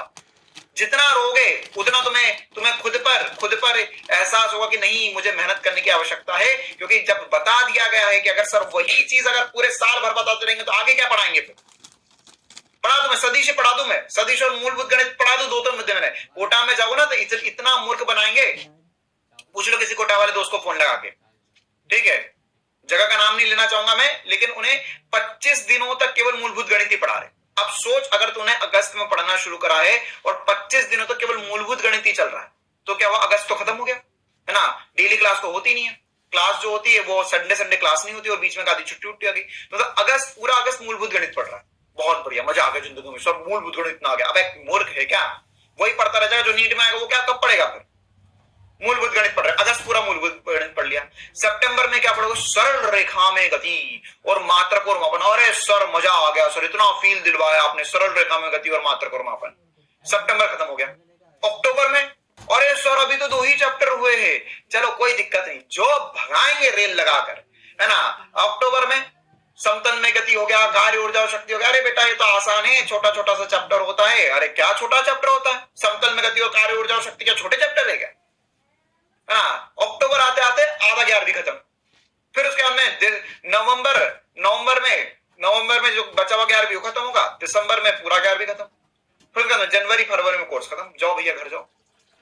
ठीक है, 6-7 महीने पढ़ा रहे, 7 महीने में से एक महीने तो मूलभूत गणित और कार्य ऊर्जा ये सरल रेखा में गति चल रहा है और बाकी 5-6 महीने में पूरा कोर्स खत्म। तो ऐसे पढ़ना है क्या तुम्हें, बता दो, मैं भी इतने मजे दे सकता हूं तुम्हें, है ना, मेरे खून में कोटा। तो देखो यहां पर रिवाइज कर लेना बेटा, रिवाइज कर लेना, सच्ची बोल रहा हूं, ठीक, वरना अभी बड़ी स्क्रीन पे क्लास होने वाली 2-4 दिन में, रुक जाओ फिर तुम सब। हाँ, तो कूलम का नियम क्या कहता है, कूलम का नियम क्या होता है, देखो कूलम का नियम जो है वह हमें यह बताता है कि अगर हमारे पास 2 आवेश है, एक पॉजिटिव आवेश है एक नेगेटिव आवेश है, या 2 नेगेटिव आवेश है और या 2 पॉजिटिव आवेश, तो यह हमें यह बताता है कूलम का नियम। कूलम का नियम हमें पता करने या यह मदद करता है कि अगर हमारे पास आवेश है तो उनके मध्य बल कितना लग रहा है ना। या तो पॉजिटिव होंगे तो प्रतिकर्षित करेंगे, नेगेटिव होंगे तो भी प्रतिकर्षित करेंगे, पॉजिटिव नेगेटिव होंगे तो आकर्षित करेंगे। अब ये बल कितना लग रहा है वो पता करते हैं, तो वो क्या होता है, 2 बिंदुत्व, सबसे इंपॉर्टेंट सी बात, गुरुत्वाकर्षण का नियम और कूलम का नियम, है ना। ये दोनों किसके लिए, बिंदुत्व वस्तु के लिए, छोटी छोटी वस्तुओं के लिए। एवं स्थिर आवेशों के मध्य स्थिर विद्युत बल का परिमाण आवेशों के परिमाण के गुणनफल के समानुपाती होता है एवं उनके बीच की दूरी के वर्ग के व्यक्त प्रमानुपाती होता है। यह सदैव, चलो ठीक है, सिर्फ आगे बढ़ते हैं। अभी हम ये लिख सकते हैं क्या, F समानुपाती होगा Q1 Q2 के, F व्यक्त प्रमानुपाती होगा R स्क्वायर के। 2 आवेश है मेरे पास, एक Q1 आवेश है एक Q2 आवेश है। इन दोनों के मध्य दूरी कितनी बोलती मैंने, R बोलती। दोनों या तो पॉजिटिव होंगे तो प्रतिकर्षित कर रहे हैं, पॉजिटिव नेगेटिव होंगे तो एक दूसरे को आकर्षित कर रहे हैं। ठीक है, तो अगर मैं इन दोनों को मिलाऊंगा तो F समानुपाती लिख सकता हूं मैं Q1 Q2 बटे में R स्क्वायर के बराबर लिख सकता हूं मैं F का मान। क्लियर है कहानी, चलिए अब इसके अलावा अब हमें और क्या पता होना चाहिए सर? अब अगर हम यहाँ से समानुपाती का चिन्ह हटाएंगे तो हमारे पास कोई एक नियतांक आएगा। देखो फिजिक्स में बेटा हमेशा ध्यान रखना है ना, ये कुछ SP star very important points बता रहा हूँ पूरे फिजिक्स से। क्या कि अगर हमारे पास फिजिक्स में कोई भी सूत्र बनाए, कोई भी नियम से कोई भी सूत्र बन रहा है, तो उसमें जब समानुपाती का चिन्ह आता है तो समानुपाती का चिन्ह हटाते ही एक कांस्टेंट आता है, एक नियतांक आता है। यहाँ पे हम उस नियतांक को के बोल रहे हैं। क्या होता है के? के क्या है? के जो होता है वो इलेक्ट्रोस्टैटिक कांस्टेंट कहलाता है। इलेक्ट्रोस्टैटिक कांस्टेंट, स्थिर विद्युत नियतांक कांस्टेंट या स्थिर विद्युत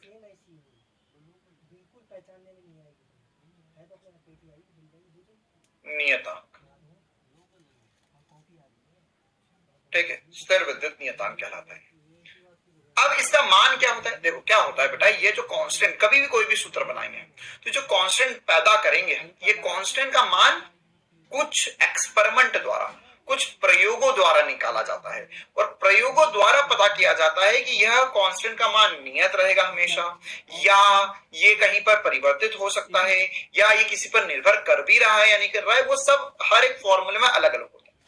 लेकिन बहुत इंपॉर्टेंट सी बात बता रहा हूं, ध्यान रखना हमेशा ना। और यार ये स्टार्टिंग में जो मैं इंपॉर्टेंट करके बोल रहा हूं ना, ये है कि मेरे जो बाल सफेद करे हैं, ये धूप में खड़े होकर सफेद नहीं करे हैं मैंने। ये जो पूरा फिजिक्स पढ़ा है, जो पूरा फिजिक्स पढ़ाया है, उसके तजुर्बे से बोल रहा हूं कि ये वाली बातें आज तुम्हें आसान लग सकती है, लेकिन यही 6 महीने बाद जाके रोगे कि अरे सर ये तो इस पे निर्भर कर रहा है, ये कैसे हो गया, वो कैसे हो गया। और यही छोटी छोटी सी बात एनडीए वाले पकड़ रहे हैं आजकल। क्या इंपॉर्टेंट बात है कि ये जो के या कभी भी समानुपाती का चिन्ह हटाने पर जो नियतांक आता है, रिकॉर्ड कर लो ये मेरी बात को, समानुपाती का चिन्ह हटाकर जो नियतांक आता है वो उस सूत्र में मौजूद भौतिक राशियों पर कभी निर्भर नहीं करता। वो कुछ और ही है उस दुनिया में, कुछ और ही है। कहने का मतलब वो किसी और चीजों पे, किसी को नहीं, भौतिक विमाओं पर निर्भर कर रहा होगा या वो किसी पर निर्भर नहीं कर रहा होगा। लेकिन अगर किसी पर निर्भर करे या ना करे, उसको उस फॉर्मूले में मौजूद जो है उससे कोई लेना देना नहीं। ठीक है, तभी वो वहां पर आया है और तभी वो उस फॉर्मूले की खूबी बढ़ा रहा है। आई बात समझ में ना? मतलब मान के चलो ये जो नियतांक है वो एक ऐसी सुंदर कन्या है जो उस पार्टी में आई है, वो उस फॉर्मूले में आई है, या वो एक नियतांक है जो उस फॉर्मूले में आई है, लेकिन उसको पार्टी वालों से कोई लेना देना नहीं है ना। साथ पार्टी में जो मौजूद है वो उसे देखेंगे, वो किसी को नहीं देखेंगे, है ना। वो आएगी पार्टी में, फॉर्मूले में लगेगी, तुम्हें आंसर निकाल कर देगी और चली जाएगी। ठीक है, उसको बाकी सबसे कोई लेना देना नहीं है। ठीक है, बाकी किसी पर निर्भर नहीं करता। ठीक है, तो याद रखना ये एक बहुत इंपॉर्टेंट सा क्यू, आर और एफ, ये 3 चीजें उस सूत्र में Q1 Q2 या Q लिख लो केवल, एफ पर निर्भर नहीं करता।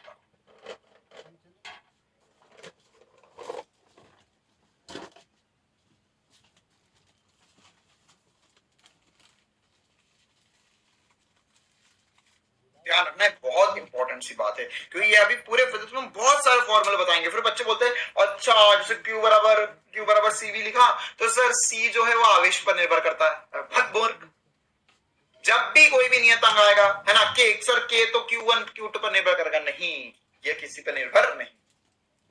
चलो अच्छा, यह सदैव आवेशों को जो नहीं, ये अभी कुछ नहीं पता है ना, ये सब कुछ को गोली मारो। अभी हम पहले के पर और चर्चा करते हैं। हमें सूत्र मिल गया कि जो बल होता है वह के Q1 Q2 बटे में R² होता है। ठीक है, अच्छा अब यहां पर के जो होगा उसके ऊपर और थोड़ी सी चर्चा करते हैं। तो के एक्चुअल में होता क्या और किस पर निर्भर करता है? बेटा देखो के क्या बताता है कि अगर हमारे पास कोई 2 आवेश रखे हुए, एक्चुअल में के आया क्यों? क्योंकि अगर मेरे पास 2 आवेश रखे R दूरी पर, तो ये दोनों आवेश में हवा में रखूं, इन दोनों आवेशों में पानी में डाल दूं, इन दोनों आवेशों को मैं किसी धातु के अंदर दबा दूं, तो हर एक कंडीशन में क्या पाया गया कि स्थिर विद्युत बल जो है वो हर एक कंडीशन में अलग अलग लग रहा था, या कूलम के नियम के अनुसार जो बल था, स्थिर विद्युत की बल, वो हर एक कंडीशन में अलग अलग लग रहा था। मतलब पानी में अलग लग रहा था, हवा में अलग लग रहा था, धातु के अंदर घुसा दो तो अलग लग रहा था। तो इसका क्या करे सर, इस सबको कैसे मिलाए, तो यह इन सब में अंतर कैसे बताए, क्योंकि Q1 Q2 वही है।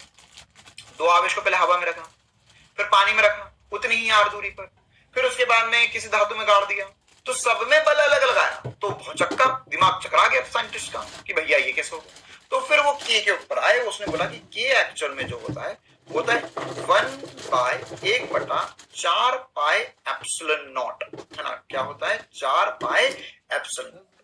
ये एप्सिलॉन नॉट क्या है, ये एप्सिलॉन नॉट ये आपको बताता है कि ये एप्सिलॉन होता है वैसे तो, है ना। अभी एप्सिलॉन लिखते हैं, फिर एप्सिलॉन नॉट क्या होता है ये भी समझाते हैं।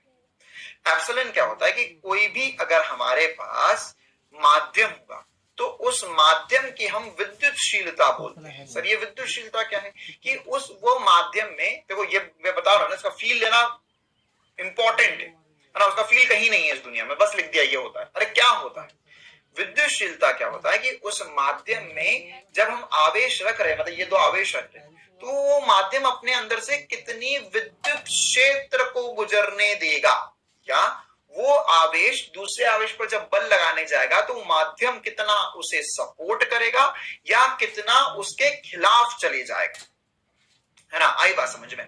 जैसे अगर मान के चलो कैसा कि सुंदर कन्या आई पार्टी में, तो सुंदर कन्या जब पार्टी में आई तो क्या सब लोगों पे बराबर बल लगेगा, है ना। अब ये सुंदर कन्या है, तो वो कैसे कैसे प्रवाहित होगी, माध्यम से कैसे प्रवाहित होगी। अब जैसे अगर मान के चलो कि सुंदर कन्या जहां पर आई वहां पर सब शादीशुदा मौजूद है भैया, तो क्या होगा, अब ज्यादा लोग नहीं देख पाएंगे, है ना। क्यों, क्योंकि सबके पास उनकी वाइफ खड़ी हुई, बीवियां खड़ी हुई है, क्योंकि उनको उनकी बीवी के साथ ही घर जाना है वापस, तो फिर ज्यादा लोग भाव नहीं देंगे। लेकिन अगर मान के चलो, है ना, सुंदर कन्या ऐसी पार्टी में चल गई जहां पर क्या है, जहां पर सारी कन्या ही कन्या है, सारी सुंदर कन्या है, तो क्या होगा सर, ये तो और एक मामला खराब हो गया। सब एक तो अरे ये कौन आ गई, है ना, ऐसे चलता रहेगा, बोले मैं सुंदर हूं, ये चलता रहेगा उनका। लेकिन अगर इसका जस्ट अपोजिट हो गया, क्या कि सुंदर कन्या ऐसी पार्टी में पहुंच गई जहां पर 2-4 कन्याएं हैं और बाकी सब लड़के ही लड़के हैं, हाँ सर, फिर तो सभी सुंदर कन्या को देख। तो ये क्या है, वो सुंदर कन्या वो है, लेकिन वो किस पर निर्भर करेगी, अगर वो पार्टी में आई है तो जो सब पे बल लगाएगी वो किस पर निर्भर कर रही है सर, वो निर्भर कर रहा है माध्यम पर। किस पर निर्भर कर रहा है, माध्यम पर निर्भर कर रहा है। तो माध्यम पर निर्भरता कौन बताता है, एप्सिलॉन बताता है। क्या बताता, कौन बताता है, एप्सिलॉन। और एप्सिलॉन क्या होता है, माध्यम की विद्युतशीलता। देखो ये विद्युत भी लिख सकते हैं, वैद्युत भी लिख सकते हैं ना। वै और वी में क्या फर्क है, वै मतलब वैद्युत मतलब क्या होता है, वैद्युतशीलता। वैद्युत मतलब जब आवेश रुका हुआ होता है तो उसके लिए हम वैद्युत आवेश बोलते हैं या वैद्युत बोलते हैं, और जब आवेश बहता है तो उसके लिए विद्युत बोलते हैं। क्या बोलते हैं, विद्युत। विद्युत मतलब जब आवेश प्रवाहित हो रहा है।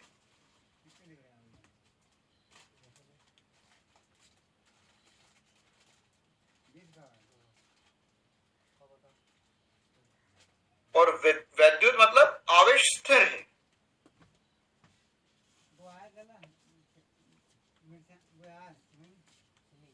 आवेश स्थिर है।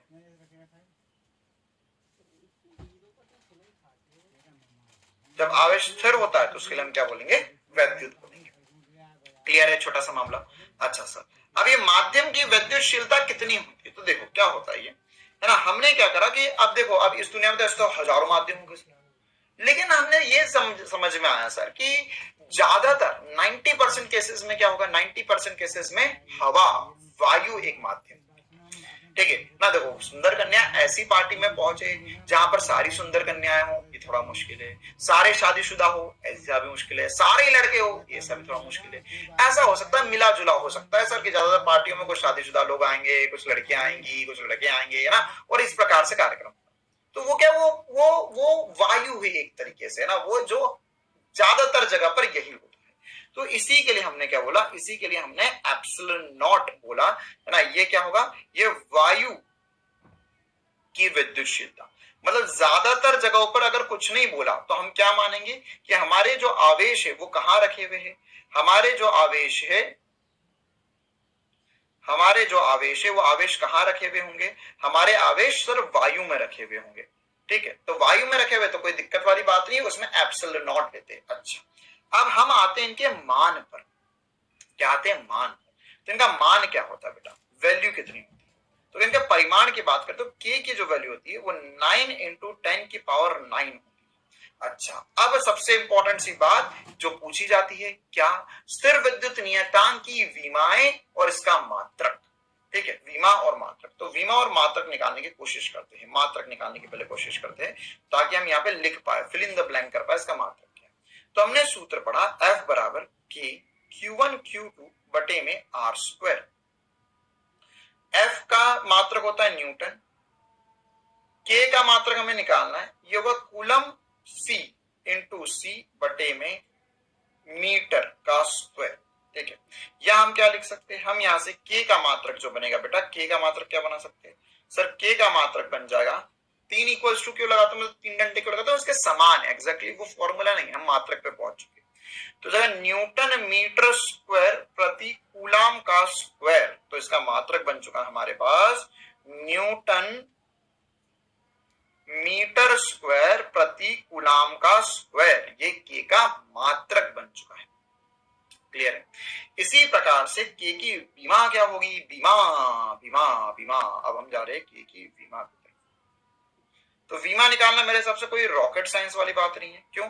क्योंकि आपको बल, ये न्यूटन जो है इसकी विमा पता है। ये बल देखो, मैंने तुम्हें बताया था अगर किस दुनिया में कुछ भी निकालना हो तो क्या स्पीड स्टार है, जब बल और ऊर्जा की विमा पता होना चाहिए, बस उसके अलावा कुछ याद रखने की जरूरत नहीं। बल क्या होता है सर, mL(T-2) होता है। बिल्कुल सही बात सर, L2 हो गया है मीटर के लिए। अच्छा, अब नीचे क्या है, नीचे है sir coulomb, coulomb AT coulomb के लिए धारा इंटू समय का वर्ग। तो कितना आ गया, ये देखो ये बन चुका है। M तो M ही है सर, L 1 है, L 2 है, तो L 3 हो चुके हैं। अच्छा, अब T का चक्कर है, T की पावर -2 ये रहा, T की पावर -2 ये रहा, कहां रहा सर, कहां रहा बेटे, ये T की पावर -2 है, ये ऊपर जाएगा तो ये भी तो T की पावर -2 ही कहलाएगा। ये T की पावर 2 है, तो तुम ऐसा कर सकते हो क्या, इसे कैसा कर सकते हैं सर, हम इसे कर सकते हैं, मैं मिटा दूंगा ऐसे लिखने के बाद में -2 क्योंकि दोनों डिवाइड में थे, तो अल्टीमेटली क्या बचा, -4 a की पावर -2। अच्छा, अब हमारे बीच में कुछ तेजस्वी लोग हैं, है ना, जो अभी कमेंट करेंगे, तो आपको उनको जवाब देना, मैं नहीं जवाब दे रहा कि सर ये a लिखा हुआ है, लेकिन आपने a की पावर -2 कैसे ले गए सर, ये तो a था, a स्क्वायर कैसे बनेगा ये, है ना। अब बताइए भैया क्या किया जाए, नीट का फॉर्म भरना है या नहीं भरना है इस साल, या इनसे इनका आधार कार्ड मंगवा लिया जाए, बताओ भाई जनता क्या किया जाए, आधार कार्ड और 10वीं की मार्कशीट। और चिंता मत करो, है ना, ये मैंने मंगवाए है बच्चों से, अगर तुमको लग रहा है कि एसपी सर मजाक कर रहे हैं, मैंने मंगवाए है बच्चों से, पिछले साल भी मंगवाए थे कुछ से, ठीक है, अभी भी मंगवा लेंगे, कोटा में भी मंगवाए थे, है ना। एक बच्चा बोलता है सर मेरे घर पर है, तो मैंने बोला तेरे पापा को बोल फोटो खींच कर भेजेंगे, बोलता है सर हमारे घर में फोटो वाला मोबाइल नहीं, मैंने बोला कि तेरे पापा को बोल गाँव में जो कंप्यूटर वाले भैया होंगे वो स्कैन करके भेजेंगे, बोलता है सर हमारे गाँव में कंप्यूटर वाले भैया भी नहीं है, मैंने बोला तेरा टिकट कटवाता हूँ अभी घर पहुंच तू, जा लेकर आ। यहां पर ये इतना समझ में आना चाहिए। चलो भाई, तो ये बीमा आ गई और ये बीमा हो गई, मात्रक हो गया। अब यहां पर एप्सिलॉन नॉट क्या था, एप्सिलॉन नॉट क्या था उसके ऊपर चर्चा कर लेते हैं। अब के तो पता चल गया सर 1/4 देखो के जो है वो एप्सिलॉन हो सकता है, लेकिन अगर मैं वायु के लिए बोल रहा हूं तो एप्सिलॉन नॉट हो जाएगा, किसी अन्य माध्यम के लिए बोलूंगा तो उसके लिए एप्सिलॉन लिखेंगे बस, और कुछ नहीं लिखेंगे, ठीक है। अच्छा, अब यहां पर सर एप्सिलॉन नॉट के का मान तो पता चल गया हमें, तो एप्सिलॉन नॉट क्या हो गया, एप्सिलॉन नॉट का मान अगर हमें निकालना है तो 4 पाई इंटू के हो जाएगा। अभी मैं कुछ बात नहीं कर रहा हूं, अभी मैं बिल्कुल सिंपल सा के पीछे हाथ धोकर पड़ा हुआ हूं, है ना। तो के अगर मुझे पता चल जाएगा, नियतांक पता चल जाएगा, है ना, जो सुंदर कन्या पार्टी में आई थी वो सब कुछ पता चल जाए तो बाकी सब मैं हल कर लूंगा, कोई दिक्कत नहीं है। चलो, तो एप्सिलॉन नॉट क्या है, तो एप्सिलॉन नॉट का मान निकाल सकते हैं क्या हम सर, बिल्कुल, ये निकलेगा 1/4 पाई इंटू के। अच्छा सर, ये जो के का मान आपने बताया था, ये के का मान आपने बताया 9 इंटू 10 की पावर 9। अब ऐसे तो आप तो मजे ले रहे हो सर हमारे, आप बोल रहे हो कि ये जो वायु पर, ये दूसरे माध्यम पर निर्भर कर रहा है और आप तो इसका नियत मान बता रहे हो। नहीं नहीं नहीं नहीं नहीं नहीं, ये वायु के लिए है। ये के क्या है, ये के का मान जो लिखा हुआ है 9 इंटू 10 की पावर 9, ये किसके लिए है, वायु में। वायु में। माध्यम बदलेगा तो के का मान बदल जाएगा, माध्यम बदलेगा तो के का मान बदल जाएगा। ठीक है, चल तो अभी हमने ये सब वायु के लिए बात करी। तो यहां पर 9 × 10⁹। सर वायु को इतना क्यों देते हैं महत्व? अरे बालक, अपने आसपास सबसे ज्यादा वायु तो ही है ना, तो उसी के सापेक्ष सब कुछ निकाल लेते हैं। तो ये वैल्यू कितनी आती है?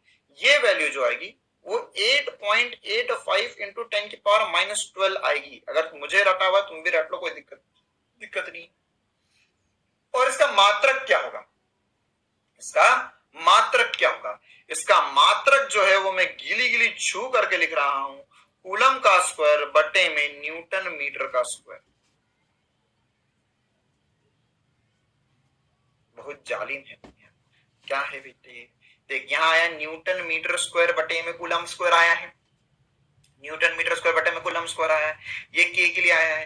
एप्सिलॉन नॉट क्या है? उल्टा है, 1/k है, 1/k है, 1/4 एप्सिलॉन नॉट होगा के की वैल्यू। तो अगर मुझे एप्सिलॉन नॉट के निकालना तो घुमा दूं मैं, तो क्या आ जाएगा? कूलम का स्क्वायर बटे में न्यूटन मीटर का स्क्वायर। अगर मैं चाहूं, ये बहुत यार, ये बहुत ज्यादा फेवरेट है। किसका फेवरेट है? सभी का, एनटीए एनटीए जी नीट सभी का फेवरेट है कि एप्सिलॉन नॉट, ऐसे हम म्यू नॉट पढ़ेंगे, है ना, म्यू नॉट पढ़ेंगे। तो उसकी बीमा बताइए, है ना, तो उसकी बीमा क्या होगी? बीमा। तो इसकी सर बीमा निकाल सकते हैं? हाँ निकालना, लेकिन आसान है हमारे लिए। कैसे? ये जो बीमा लिखी हुई है इसका उल्टा कर दो। उल्टा कर दो मतलब कि 1/, में कर दो। तो सर 1/, में क्या हो जाएगा? ये हो जाएगा 1/, में m, है ना, देखो m l 2 t -4 a -2। ठीक है, ये सब कुछ लिखा हुआ है यहाँ। m l सॉरी l3 होगा, यहाँ पर मैंने l4 लिख दिया, नहीं l2 लिख दिया मैंने, l3 होगा। हाँ, l3 t -4 a -2। ठीक है, अब ये 1/, में, तो 1/, में तो सर इसको सॉल्व कैसे करेंगे? वैसे तुमको ये लिखना भी नहीं चाहिए था, सीधे आंसर लिख सकते थे। 1/, में तो m की पावर -1 हो गया, l की पावर -3 हो गया, t की पावर 4 हो गया और a की पावर 2 हो गया। मतलब जो माइनस में था वो प्लस में आ गया, जो प्लस में था वो माइनस में आ गया। हमने 1/, कर दिया। तो ये एप्सिलॉन नॉट की बीमा। क्लियर है कहानी? इतनी कहानी क्लियर है? इतना चमकता है सभी को? चल अब हम इस पर कुछ बेसिक्स ही चर्चा कर लेते हैं पहले, है ना। बेसिक्स चर्चा कैसे? मतलब अभी तक हमने क्या क्या पढ़ी है? हमने पढ़ा है बेटा कि अगर हमारे पास 2 आवेश रखे हुए हैं और ये दोनों आवेश वायु में रखे हुए, कहाँ रखे हुए? वायु। तो कुछ Q1 आवेश होगा, ये Q2 आवेश होगा। तो इनके मध्य जो बल लगेगा, अगर इन दोनों के मध्य दूरी r है, कितनी है? r है, तो इनके मध्य बल लगेगा कि Q1 Q2 बटे में r²। r जो होगा वो दूरी होगी मीटर में, Q1 Q2 आवेश होगा कूलम में। k की वैल्यू हमने आपको बता दी, 9 × 10⁹ मीटर, 9 × 10⁹ न्यूटन मीटर स्क्वायर प्रति कूलम स्क्वायर। ठीक है, अब ये k के वैल्यू हमने सब कुछ कैलकुलेट कर लिया। अब ये किसके लिए था? ये सब कुछ वायु में। किसके लिए सर? वायु। अब अगर हमने इन दोनों आवेशों को अन्य माध्यम में रख दिया तो कैसे करेंगे? अन्य माध्यम के लिए तो अब नेक्स्ट हेडिंग डालेंगे हम लिखेंगे अन्य माध्यम के लिए, अन्य माध्यम के लिए। तो अब यहाँ पर ऐसा नहीं कि पूरा फिर से करेंगे, अब अन्य माध्यम के लिए हम आसानी से करेंगे। कैसे? देखो, ये अगर मान के चलो मैंने के अन्य माध्यम के लिए लिख रहा हूं, इसको अभी के लिए मैं के डैश बोल देता हूं, ऐसे ही के डैश बोल दिया। ये हो गया 1/4 एप्सिलॉन। ठीक है, और वायु के लिए क्या था? के बराबर 1/4 एप्सिलॉन नॉट। ठीक है, अब हमें कुछ संबंध चाहिए इस एप्सिलॉन और एप्सिलॉन नॉट में, तो कैसे संबंध हम स्थापित करेंगे? तो एप्सिलॉन और एप्सिलॉन नॉट में संबंध जो होता है बेटा, वो हम ऐसा लिख सकते हैं। ये होता है एप्सिलॉन r बराबर होता है एप्सिलॉन बटे में एप्सिलॉन नॉट। ठीक है, क्या करा हमने? देख, अब मुझे पढ़ना है भैया, अब हमें बहुत सारे माध्यम के बारे में पढ़ना है। अब अगर ये एक माध्यम वायु के लिए मैंने वैल्यू रट ली 8.85 × 10⁻12, अब इसे हर माध्यम के लिए रटूंगा तो सर मेरा जीवन तो इसी में खत्म हो जाएगा। बाकी सब क्या करेंगे? बाकी सब कैसे करेंगे? तो हमने क्या करते हैं, हम क्या करते हैं, जैसे अगर मान के चलो मैंने एक माध्यम के लिए निकाल दिया, जैसे मैंने वायु के लिए कैलकुलेट कर दिया, तो अब हम क्या करते हैं बेटा, हम बार बार अलग अलग माध्यम में जाएंगे। हम क्या करेंगे? हम कंपेयर करते हैं। कंपेयर तो ज्यादा आसान है जिंदगी में ना। जैसे अगर मान के चलो कि तुमने किसी ऐसा मान के चलो कि तुम्हारे लिए एक टारगेट सेट हो गया, कि सर मेरे मेरे 500 नंबर आ रहे हैं नीट में, अभी जो टेस्ट चल रहा है, तो अब क्या करेंगे, हर बार ऐसे तो नहीं देखेंगे मेरे 350 नंबर आ गए, मेरे 400, अब हम कंपेयर करना शुरू कर देते कि शर्मा जी के लड़के के 500 नंबर आ रहे हैं, तुम्हारे कितने आ रहे, तुम्हारे कम आ रहे हैं, तुम्हारे ज्यादा आ रहे हैं, ठीक है, वो कंपेयर करते हैं, ठीक है, कितने गुना ज्यादा है, कितने गुना कम है। तो वैसे ही हमने क्या करा, वैसे ही हमने एक एप्सिलॉन आर एक पद लेकर आए, ठीक है। इसको अभी के लिए मैं चाहूं तो ऐसा भी लिख सकता हूं कि एप्सिलॉन की जो वैल्यू होगी किसी भी अन्य माध्यम में विद्युतशीलता जो होगी epsilon r into epsilon naught. Epsilon r क्या है, ये एप्सिलॉन आर जो है ये हम बोलते हैं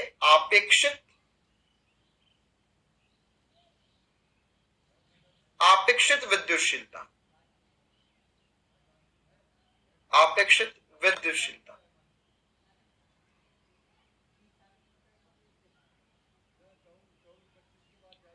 ठीक है। तो जैसे अगर मान के चलो मेरे को ऐसा पता चला कि किसी अन्य माध्यम में विद्युतशीलता जो है वो 4 गुना ज्यादा है, तो मतलब हम उससे कंपेयर कर सकते हैं, कंपेयर कर लेंगे कि यहां पर अब नए वाले माध्यम में जो एप्सिलॉन नॉट होगा वो कितना होगा, या एप्सिलॉन कितना होगा, 4 इंटू एप्सिलॉन नॉट हो जाएगा वायु के सापेक्ष। क्लियर है कहानी इतनी सी, है ना। तो एप्सिलॉन क्या है, आपेक्षित विद्युतशीलता, या हम एप्सिलॉन आर को लिख सकते हैं एप्सिलॉन बटे में एप्सिलॉन नॉट। एप्सिलॉन क्या है, माध्यम में विद्युतशीलता, और ये वायु में। अच्छा, विद्युतशीलता को अंग्रेजी में कहते हैं, यहां लिख दो क्या, विद्युतशीलता, पीछे जाकर देखे क्या जगह, हाँ यहां लिख देता हूं। ये जो विद्युतशीलता चल रहा है हमारा, है ना, इसको हम अंग्रेजी में कहते हैं, एप्सिलॉन नॉट को कहते हैं परमिटिविटी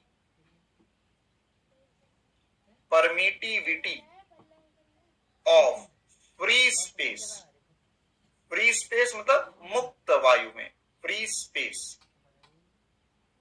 स्पेस मतलब निर्वात में या वायु में, वायु या निर्वात में। निर्वात मतलब जहां कुछ भी नहीं है, वायु हो या कुछ भी नहीं हो, बात बराबर ही होती है, ठीक है। अच्छा सर, चलो बहुत बढ़िया सर, बहुत मजा आ रहा है। तो ये एप्सिलॉन आर हमें थोड़ा सा समझ में आया। अच्छा, अगर मैं तुमसे पूछूं कि एप्सिलॉन आर कैसा है, इसके विमा और मात्रक क्या होंगे, तो याद रखना ये आपेक्षित है। मैंने तुम्हें मात्रक और मापन में इसलिए जोड़ जोड़ दे के पढ़ा था कि जहां भी आपेक्षित पद दिखे तो उसके मात्रक और विमा क्या है, कुछ नहीं है, वो मात्रकहीन और विमाहीन है। याद रखना में क्या है, ये विमाहीन,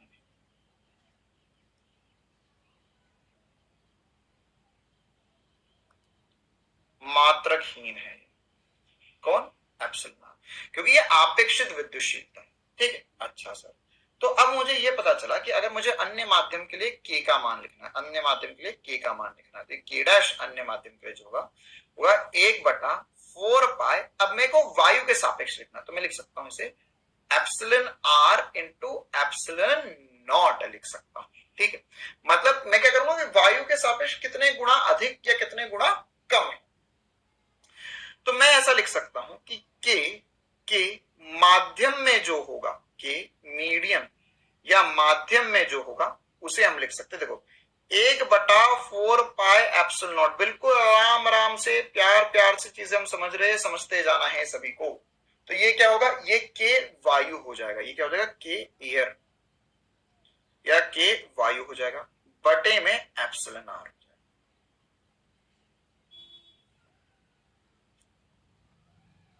क्या हो जाएगा, एप्सिलॉन आर हो जाएगा।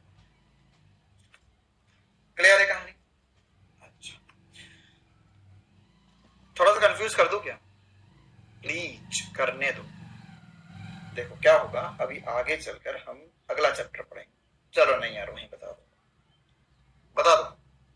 आगे चल के अगला चैप्टर पढ़ेंगे, वहां पे एप्सिलॉन आर जो है उसको हम अलग नाम दे देंगे, मतलब जो आपेक्षित विद्युतशीलता है, अभी इसलिए यहाँ पे बता रहा हूँ ताकि वहां पे कंफ्यूजन ना हो कि ये वही चीज है क्या। हाँ, तो इसे हम वहां पर परावैद्युतांक के नाम से जानेंगे।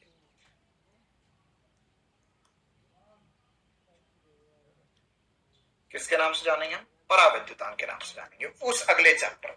अभी तो हम इसे एप्सिलॉन आर ही बोलेंगे, आपेक्षित विद्युतशीलता ही बोलेंगे, क्योंकि क्या क्या क्या होगा, कहीं कहीं पर किसी किन्हीं किताब वाले अपने आप को होशियार समझते हैं और कहीं कहीं पे सवाल बनाने वाले भी बोले ओ भैया हम तो बढ़िया सवाल बनाएंगे, तो यहीं पर ही उसे परावैद्युतांक लिख देंगे, एप्सिलॉन आर को परावैद्युतांक लिख देंगे। फिर तुम इधर उधर फिरोगे, अरे सर आपने तो अपेक्षित बताया, अपेक्षित विद्युतशीलता है, परावैद्युतांक क्या आ गया, वही नाम एप्सिलॉन आर को ही क्या बोलते हैं हम, परावैद्युतांक बोल देते हैं ना। और वहां पर इसे हम स्मॉल के से चिन्हित करेंगे ना, यहाँ सॉरी यहाँ पे स्मॉल के, वहां पर हम इसे कैपिटल के से चिन्हित करेंगे।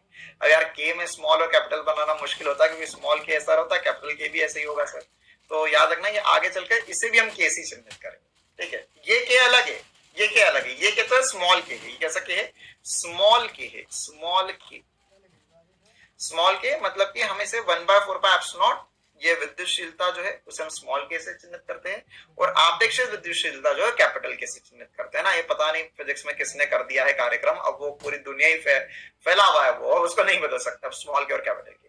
तो अभी मैं से एप्सिलॉन आर ही बोलूंगा ताकि कंफ्यूजन ना हो, क्योंकि उस चैप्टर में जाएंगे संधारित्र में तो उसमें एप्सिलॉन आर, उसमें 1/4 की जरूरत ही नहीं पड़ेगी, उसमें के की जरूरत ही नहीं पड़ेगी, मतलब इस के की जरूरत नहीं पड़ेगी। ठीक है, तो अभी तो हम इसे क्या बोलेंगे, एप्सिलॉन आर ही बोलेंगे प्यार से, वरना पता चला सर गई भैंस पूरी पानी में। ठीक है, समुद्र में चली जाएगी फिर तो भैंस। चलो देखो, तो ये के मीडियम जो होगा वो के एयर बटा एप्सिलॉन आर होगा। अच्छा, इतना चमका सभी को है ना, क्या है वायु में लिखा हुआ है और माध्यम में लिखा हुआ है ये मैंने। अब ऐसे अगर मान के चलो, मैंने इसको ऐसा समझा कि मेरे पास दो आवेश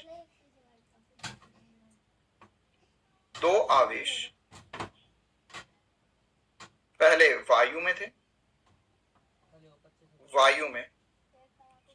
तो उन पर बल जो होगा F एयर में लिख सकता हूं, वो होगा K Q1 Q2 बटे में R।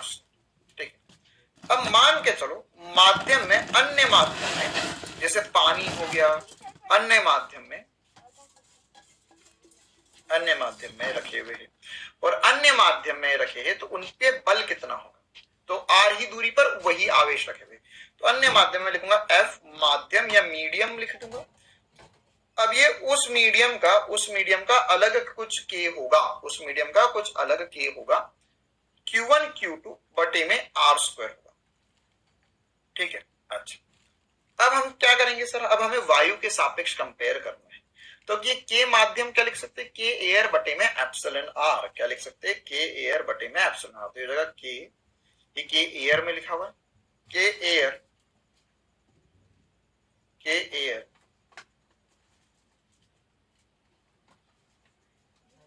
बटे में एप्सिलॉन आर अपॉन में R² तो है ही।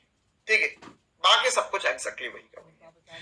तो यहां पर ये पूरा क्या होगा, ये पूरा जो है वो तो सर ये माध्यम में उन आवेशों पर बल और ये वायु में उन माध्यम आवेशों में बल बटे में एप्सिलॉन आर। मतलब कुल मिला के कहानी कुछ ऐसी है बेटे कि अगर मान के चलो है ना, मान के चलो कि हमारे पास कोई माध्यम है, ध्यान समझना पूरा फिर सकता हूँ है ना। अगर मान के चलो हमारे पास कोई माध्यम है, तो अब हमें बोल रहा है कि वायु के सापेक्ष कंपेयर करके बताओ कि उस माध्यम में अधिक बल लगेगा या निम्न बल लगेगा, हाँ मतलब बल ज्यादा लगेगा या बल कम लगेगा। ठीक है, तो हम कैसे कंपेयर कर सकते हैं ना, कैसे हम सोच सकते, कैसे हम विचार कर सकते हैं कि यार अभी ये दोनों आवेश वायु में रखे हुए, फिर इनको मैंने पानी में डुबा दिया, तो बल ज्यादा होगा या कम है ना, बल ज्यादा होगा या कम होगा। तो ये कैसे पता करेंगे सर, वायु में कितना होगा और हवा में कितना, सॉरी वायु में या अन्य माध्यम में कितना होगा। तो इसके लिए क्या करेंगे, अन्य माध्यम में निकालने के लिए हम क्या करेंगे, अन्य माध्यम में निकालने के लिए हम एप्सिलॉन मतलब जो वायु में था बटे में एप्सिलॉन आर कर देंगे। ठीक है, जैसे अगर मैं बात करूं कि यार मुझे देखो एप्सिलॉन आर को क्या बोलते हैं, एप्सिलॉन आर को बोलते हैं रिलेटिव परमिटिविटी ऑफ वाटर। अगर मैंने सोचा रिलेटिव परमिटिविटी, और अगर मैं पता करना चाहता हूं किसकी रिलेटिव परमिटिविटी, मैं पता करना चाह रहा हूं वाटर की, मतलब पानी में अगर मैंने इन दोनों को रख दिया तो क्या होगा। तो अगर मैंने बोला कि sir relative permittivity of water देखते हैं, जैसे अगर मेरे पास दो आवेश रखे हुए थे है ना, मेरे पास रखे हुए थे कहां पर, पहले हवा में रखे हुए थे, तो यहां पर अगर मैंने देखा तो एप्सिलॉन आर देखो हर एक टेबल सा बना हुआ होता है, नहीं वैसे ये अभी टेबल वेबल हमारे कोर्स में नहीं है, लेकिन अगर मैं बात करूं एप्सिलॉन आर पानी में जो होता है वो 81 होता है। मतलब क्या हुआ कि पानी की जो परमिटिविटी है वो 81 गुना अधिक है, 81 गुना अधिक है वायु के सापेक्ष।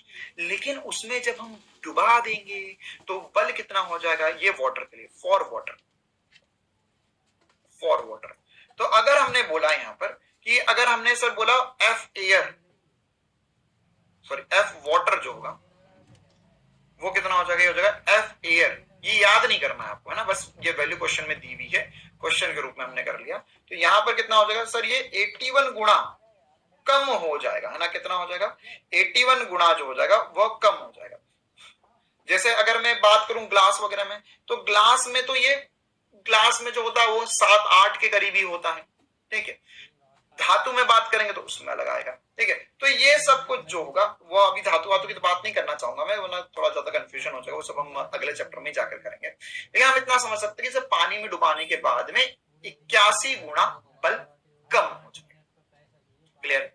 अच्छा, अब हम आगे बढ़ते हैं, ये सब कुछ हमने पढ़ लिया। मेरे को एक और छोटी सी उम्मीद आपसे कि अगर आपको ऐसे क्वेश्चन आते हैं, कैसे क्वेश्चन, आपको क्वेश्चन में बोला कि F बराबर के Q1 Q2 बटा R स्क्वायर है, पूरा पूरा फील आ गया सर जी हमको इसका, था के Q1 Q2 बटे में R स्क्वायर है। तो अगर इसका पूरा पूरा फील आ चुका है, तो अगर मैंने यहाँ पर बोला, क्या बोला मैंने आपको कि मैंने एक आवेश डबल कर दिया, दूरी आधी कर दी, तो नया बल क्या होगा, ऐसे ऐसे सवाल कर लोगे।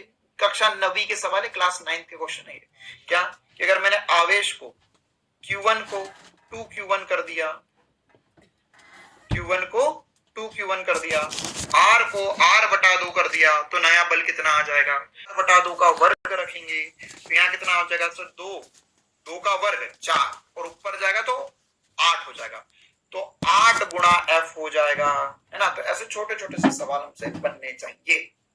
अरे बन पाएंगे ऐसे, छोड़ दू तुम्हारे भरोसे, कुछ तो चिंता मत करो, ऐसे करवाऊंगा मैं अगली क्लास में ये सब, ठीक है। चल हाँ नहीं छुट्टी नहीं हुई है ना, ऐसा खुश मत हो जाओ तुम एकदम से। देखो अब इसमें हमें एक दो और छोटी छोटी सी बातें देखनी। अरे अभी कुलम का नियम बचा हुआ था थोड़ा सा, अभी तो मैंने यही समझाया है, अभी तो ये 2 लाइन और बची हुई है। यह सदैव आवेशों को जोड़ने वाली रेखा के अनुदिश लगता है। सबसे इंपॉर्टेंट सी बात कि कुलम का नियम कहां लगेगा, जो आवेशों को जोड़ने वाली रेखा होगी। मतलब जैसे ये यहाँ पर देखो, यहाँ पर एक प्लस वो Q1 आवेश है, ये Q2 आवेश है, इन दोनों को जोड़ने वाली जो रेखा है, ये रेखा है, इसके अनुदिश F2 इधर लग रहा है, या Q1 पर जो बल Q2 के कारण लग रहा है वो इन दोनों को जोड़ने वाली रेखा के अनुदिश उस तरफ। ऐसा नहीं कि ये इस पे बल इधर लगा देगा, ऐसा नहीं लगा पाएगा, बल इधर ही लगेगा हमेशा, या इस पे जो बल लग रहा है वो इधर ही लगेगा हमेशा।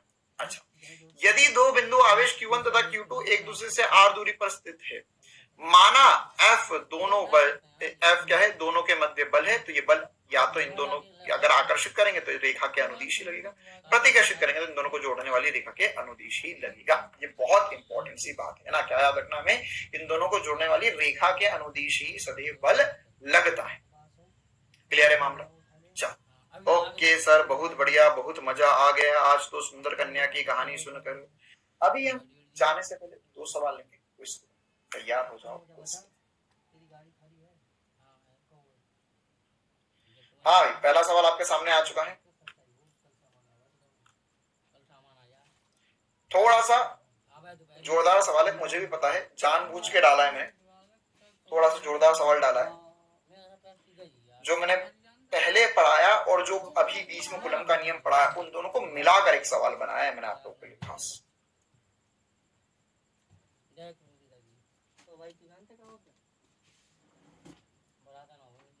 हिंट दे देता हूं, -4 कुलम आवेश दोगे तो 2 कुलम वाले को -4 दोगे तो कितना हो जाएगा, -2 हो जाएगा। 6 वाले को -4 दोगे तो 2 हो जाएगा। अब बल निकालो फिर से।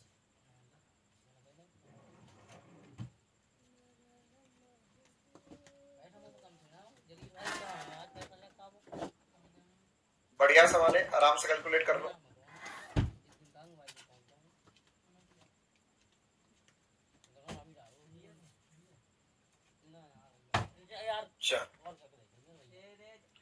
आखिरी सवाल देख लेते हैं।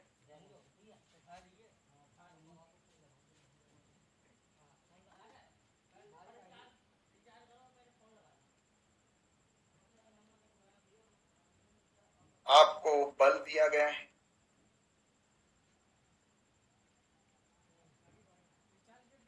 दूरी दी गई है, समान आवेश बोला गया है, आवेश निकालना है। F बराबर K Q1 Q2 बटा R स्क्वायर करो। थोड़े बढ़िया बढ़िया न्यूमेरिकल है ना, कूलम के नियम में थोड़े से ठीक ठाक न्यूमेरिकल आते हैं। एक्चुअल में ये ज्यादातर जेई में पूछे जाते हैं, नीट में कम पूछे जाते हैं, तो थोड़े से सवाल जो है इसके जेई लेवल टच करते हुए होते हैं।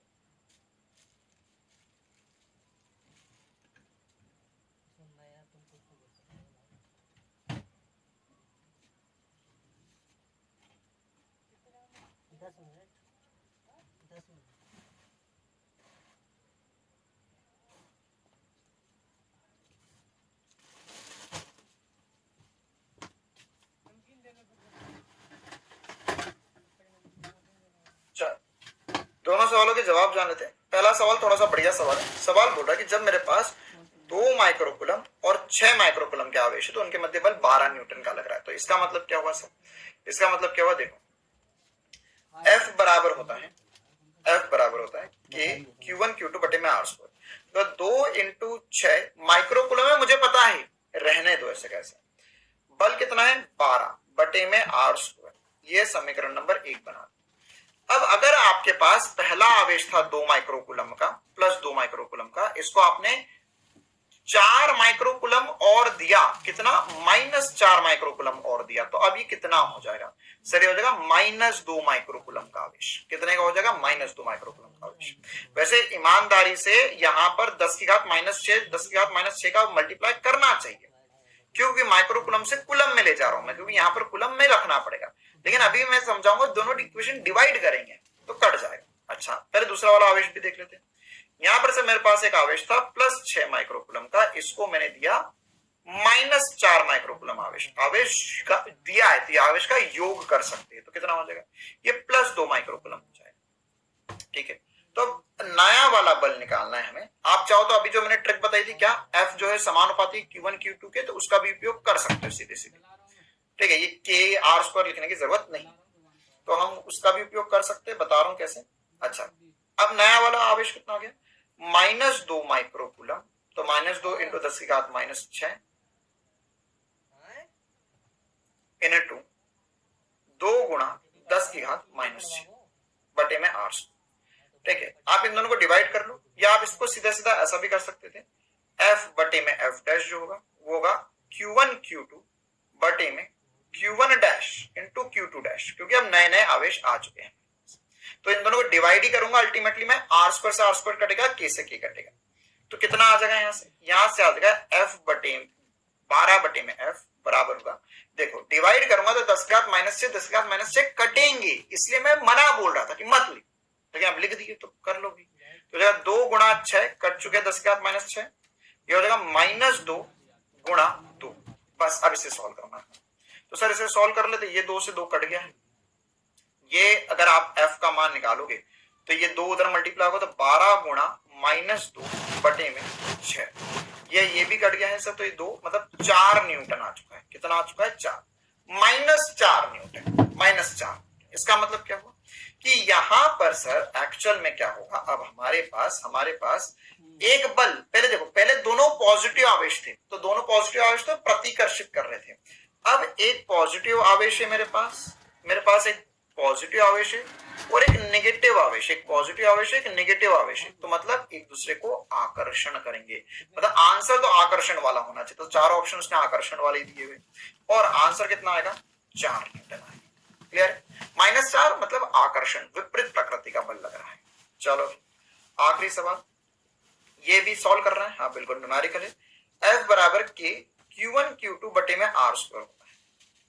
ठीक है, अब क्या क्या लिखेंगे हम, देखो यहाँ पर F का मान दिया हुआ हमें 0.144 है ना। अच्छा, R की वैल्यू कितनी है? K की वैल्यू थी 9 इंटू 10 की पावर 9 इंटू दोनों Q बराबर है तो Q का स्क्वायर हो जाएगा, है ना। ये बोला हुआ है समान आवेश है बटे में R कितना है? 5 सेंटीमीटर, तो इसे लिखना पड़ेगा 5 गुणा 10 की घात -2 का वर्ग। ठीक है, R का स्क्वायर। ठीक है, अच्छा, तो अब अल्टीमेटली मैं लिख क्या सकता हूं, यहां से देखना है ना, मैं सबको उधर मल्टीप्लाई कर रहा हूं। होगा 0.144 इनटू 5 गुणा 10 की घात -2 का वर्ग बटे में 9 गुणा 10 की घात 9। ये क्यू स्क्वायर का मान है, तुम्हें क्यू का मान निकालना है, इस पूरे पे वर्गमूल लेना है। तो वर्गमूल कैसे लेंगे, ध्यान से लेंगे। पहले तो ये जीरो उड़ा दो बेटा, पहले क्या कर दो, जीरो उड़ा दो। तो जीरो उड़ाते ही क्या हो जाएगा सर, यहां पर हो जाएगा 144 बटे में 9 गुणा 5 गुणा 10 की घात -2 का वर्ग बटे में, देखो 2 जीरो उड़े, 3 जीरो उड़े, सॉरी 3 जीरो, 1 2 3 जीरो, 3 जीरो उड़ेंगे तो नीचे आएंगे, तो वो उड़कर नीचे वाले को 12 बना देंगे। अब इस पूरे पर वर्गमूल ले लो तुम, तो तुम्हारा आंसर आ गया क्यू का। ठीक है, तो 144 का वर्गमूल 12, ये हो गया 12 है ना, इसका आंसर हो जाएगा 12 बटे में 3 का वर्गमूल, सॉरी 9 का वर्गमूल 3 इनटू, ये तो पूरा स्क्वायर, इसको मैंने छेड़ा नहीं, तो ये ऐसा कैसा हो जाएगा 5 गुणा 10 की घात -2, इसको ऐसा कैसा रख दो बटे में 10 की घात 12 है, इसका वर्गमूल करेंगे 10 की घात 6 बचेगा। ये मेरा आंसर, ये मेरा आंसर, बस कहानी खत्म, कहानी खत्म खत्म खत्म खत्म खत्म। देखो अच्छा, तो ये कितना होगा, ये हो जाएगा सर 4, तो 5 गुणा 4 जो है 20 गुणा 10 की घात -2 गुणा 10 की घात -6 है ना। ये मैं थोड़ा पीछे चले गया क्या, मुझे पता है कि सर इतने से इतना नंबर का हम 1 मिनट में कैसे कर लेते, कोई दिक्कत नहीं। अगर किसी का इसमें से एक भी सवाल सही नहीं हुआ तो मुझे कोई समस्या नहीं, मैं बस आपको सिखाना चाह रहा हूं कि करना कैसे। हम लर्निंग स्टेज में, हम रिजल्ट नहीं देख रहे अभी। चलो, तो अब यहां पर कितना हो जाएगा, अगर हम इसको सॉल्व करेंगे तो हो जाएगा सर ये दोनों मिलकर 0.2 बना देंगे, मतलब 2 जीरो उधर किसका दिया, तो 0.2 माइक्रोकूलम मेरे पास आंसर आ गया। क्यों, क्योंकि मेरे को आंसर माइक्रोकूलम में पूछा हुआ था। अभी 10 की घात 6 कहां चली गया, 10 की घात -6, 10 की घात -6 जो है वो मैंने माइक्रो को दान कर दिया। माइक्रो मतलब क्या, 10 की घात -6 लेकर जाएगा वो। देख, ये जो आंसर आ रहा था बेटा वो कूलम में आ रहा था, किसमें आ रहा था, कूलम में आ रहा था। अब तुम्हें बनाना है माइक्रोकूलम, तो माइक्रोकूलम मतलब 10 की घात 6, हमें पता है कि 1 माइक्रोकूलम जो होगा वो 10 की घात -6 कूलम के बराबर होगा। 10 की घात -6 कूलम को किससे रिप्लेस कर दिया, माइक्रो। क्लियर है, बहुत जोरदार जबरदस्त सवाल थे दोनों को, इसके एक भी नहीं हुआ कोई दिक्कत नहीं, लेकिन इन्हें हमें 2 से 3 बार जरूर करना। ठीक है बेटा, चलो तो आज की क्लास इतनी ही रखते हैं। हमने यह सब कुछ कर लिया, कूलम का नियम वगैरह कर लिया, सदिश रूप अभी हमने नहीं करा, कल की क्लास में हमको पढ़ेंगे ना।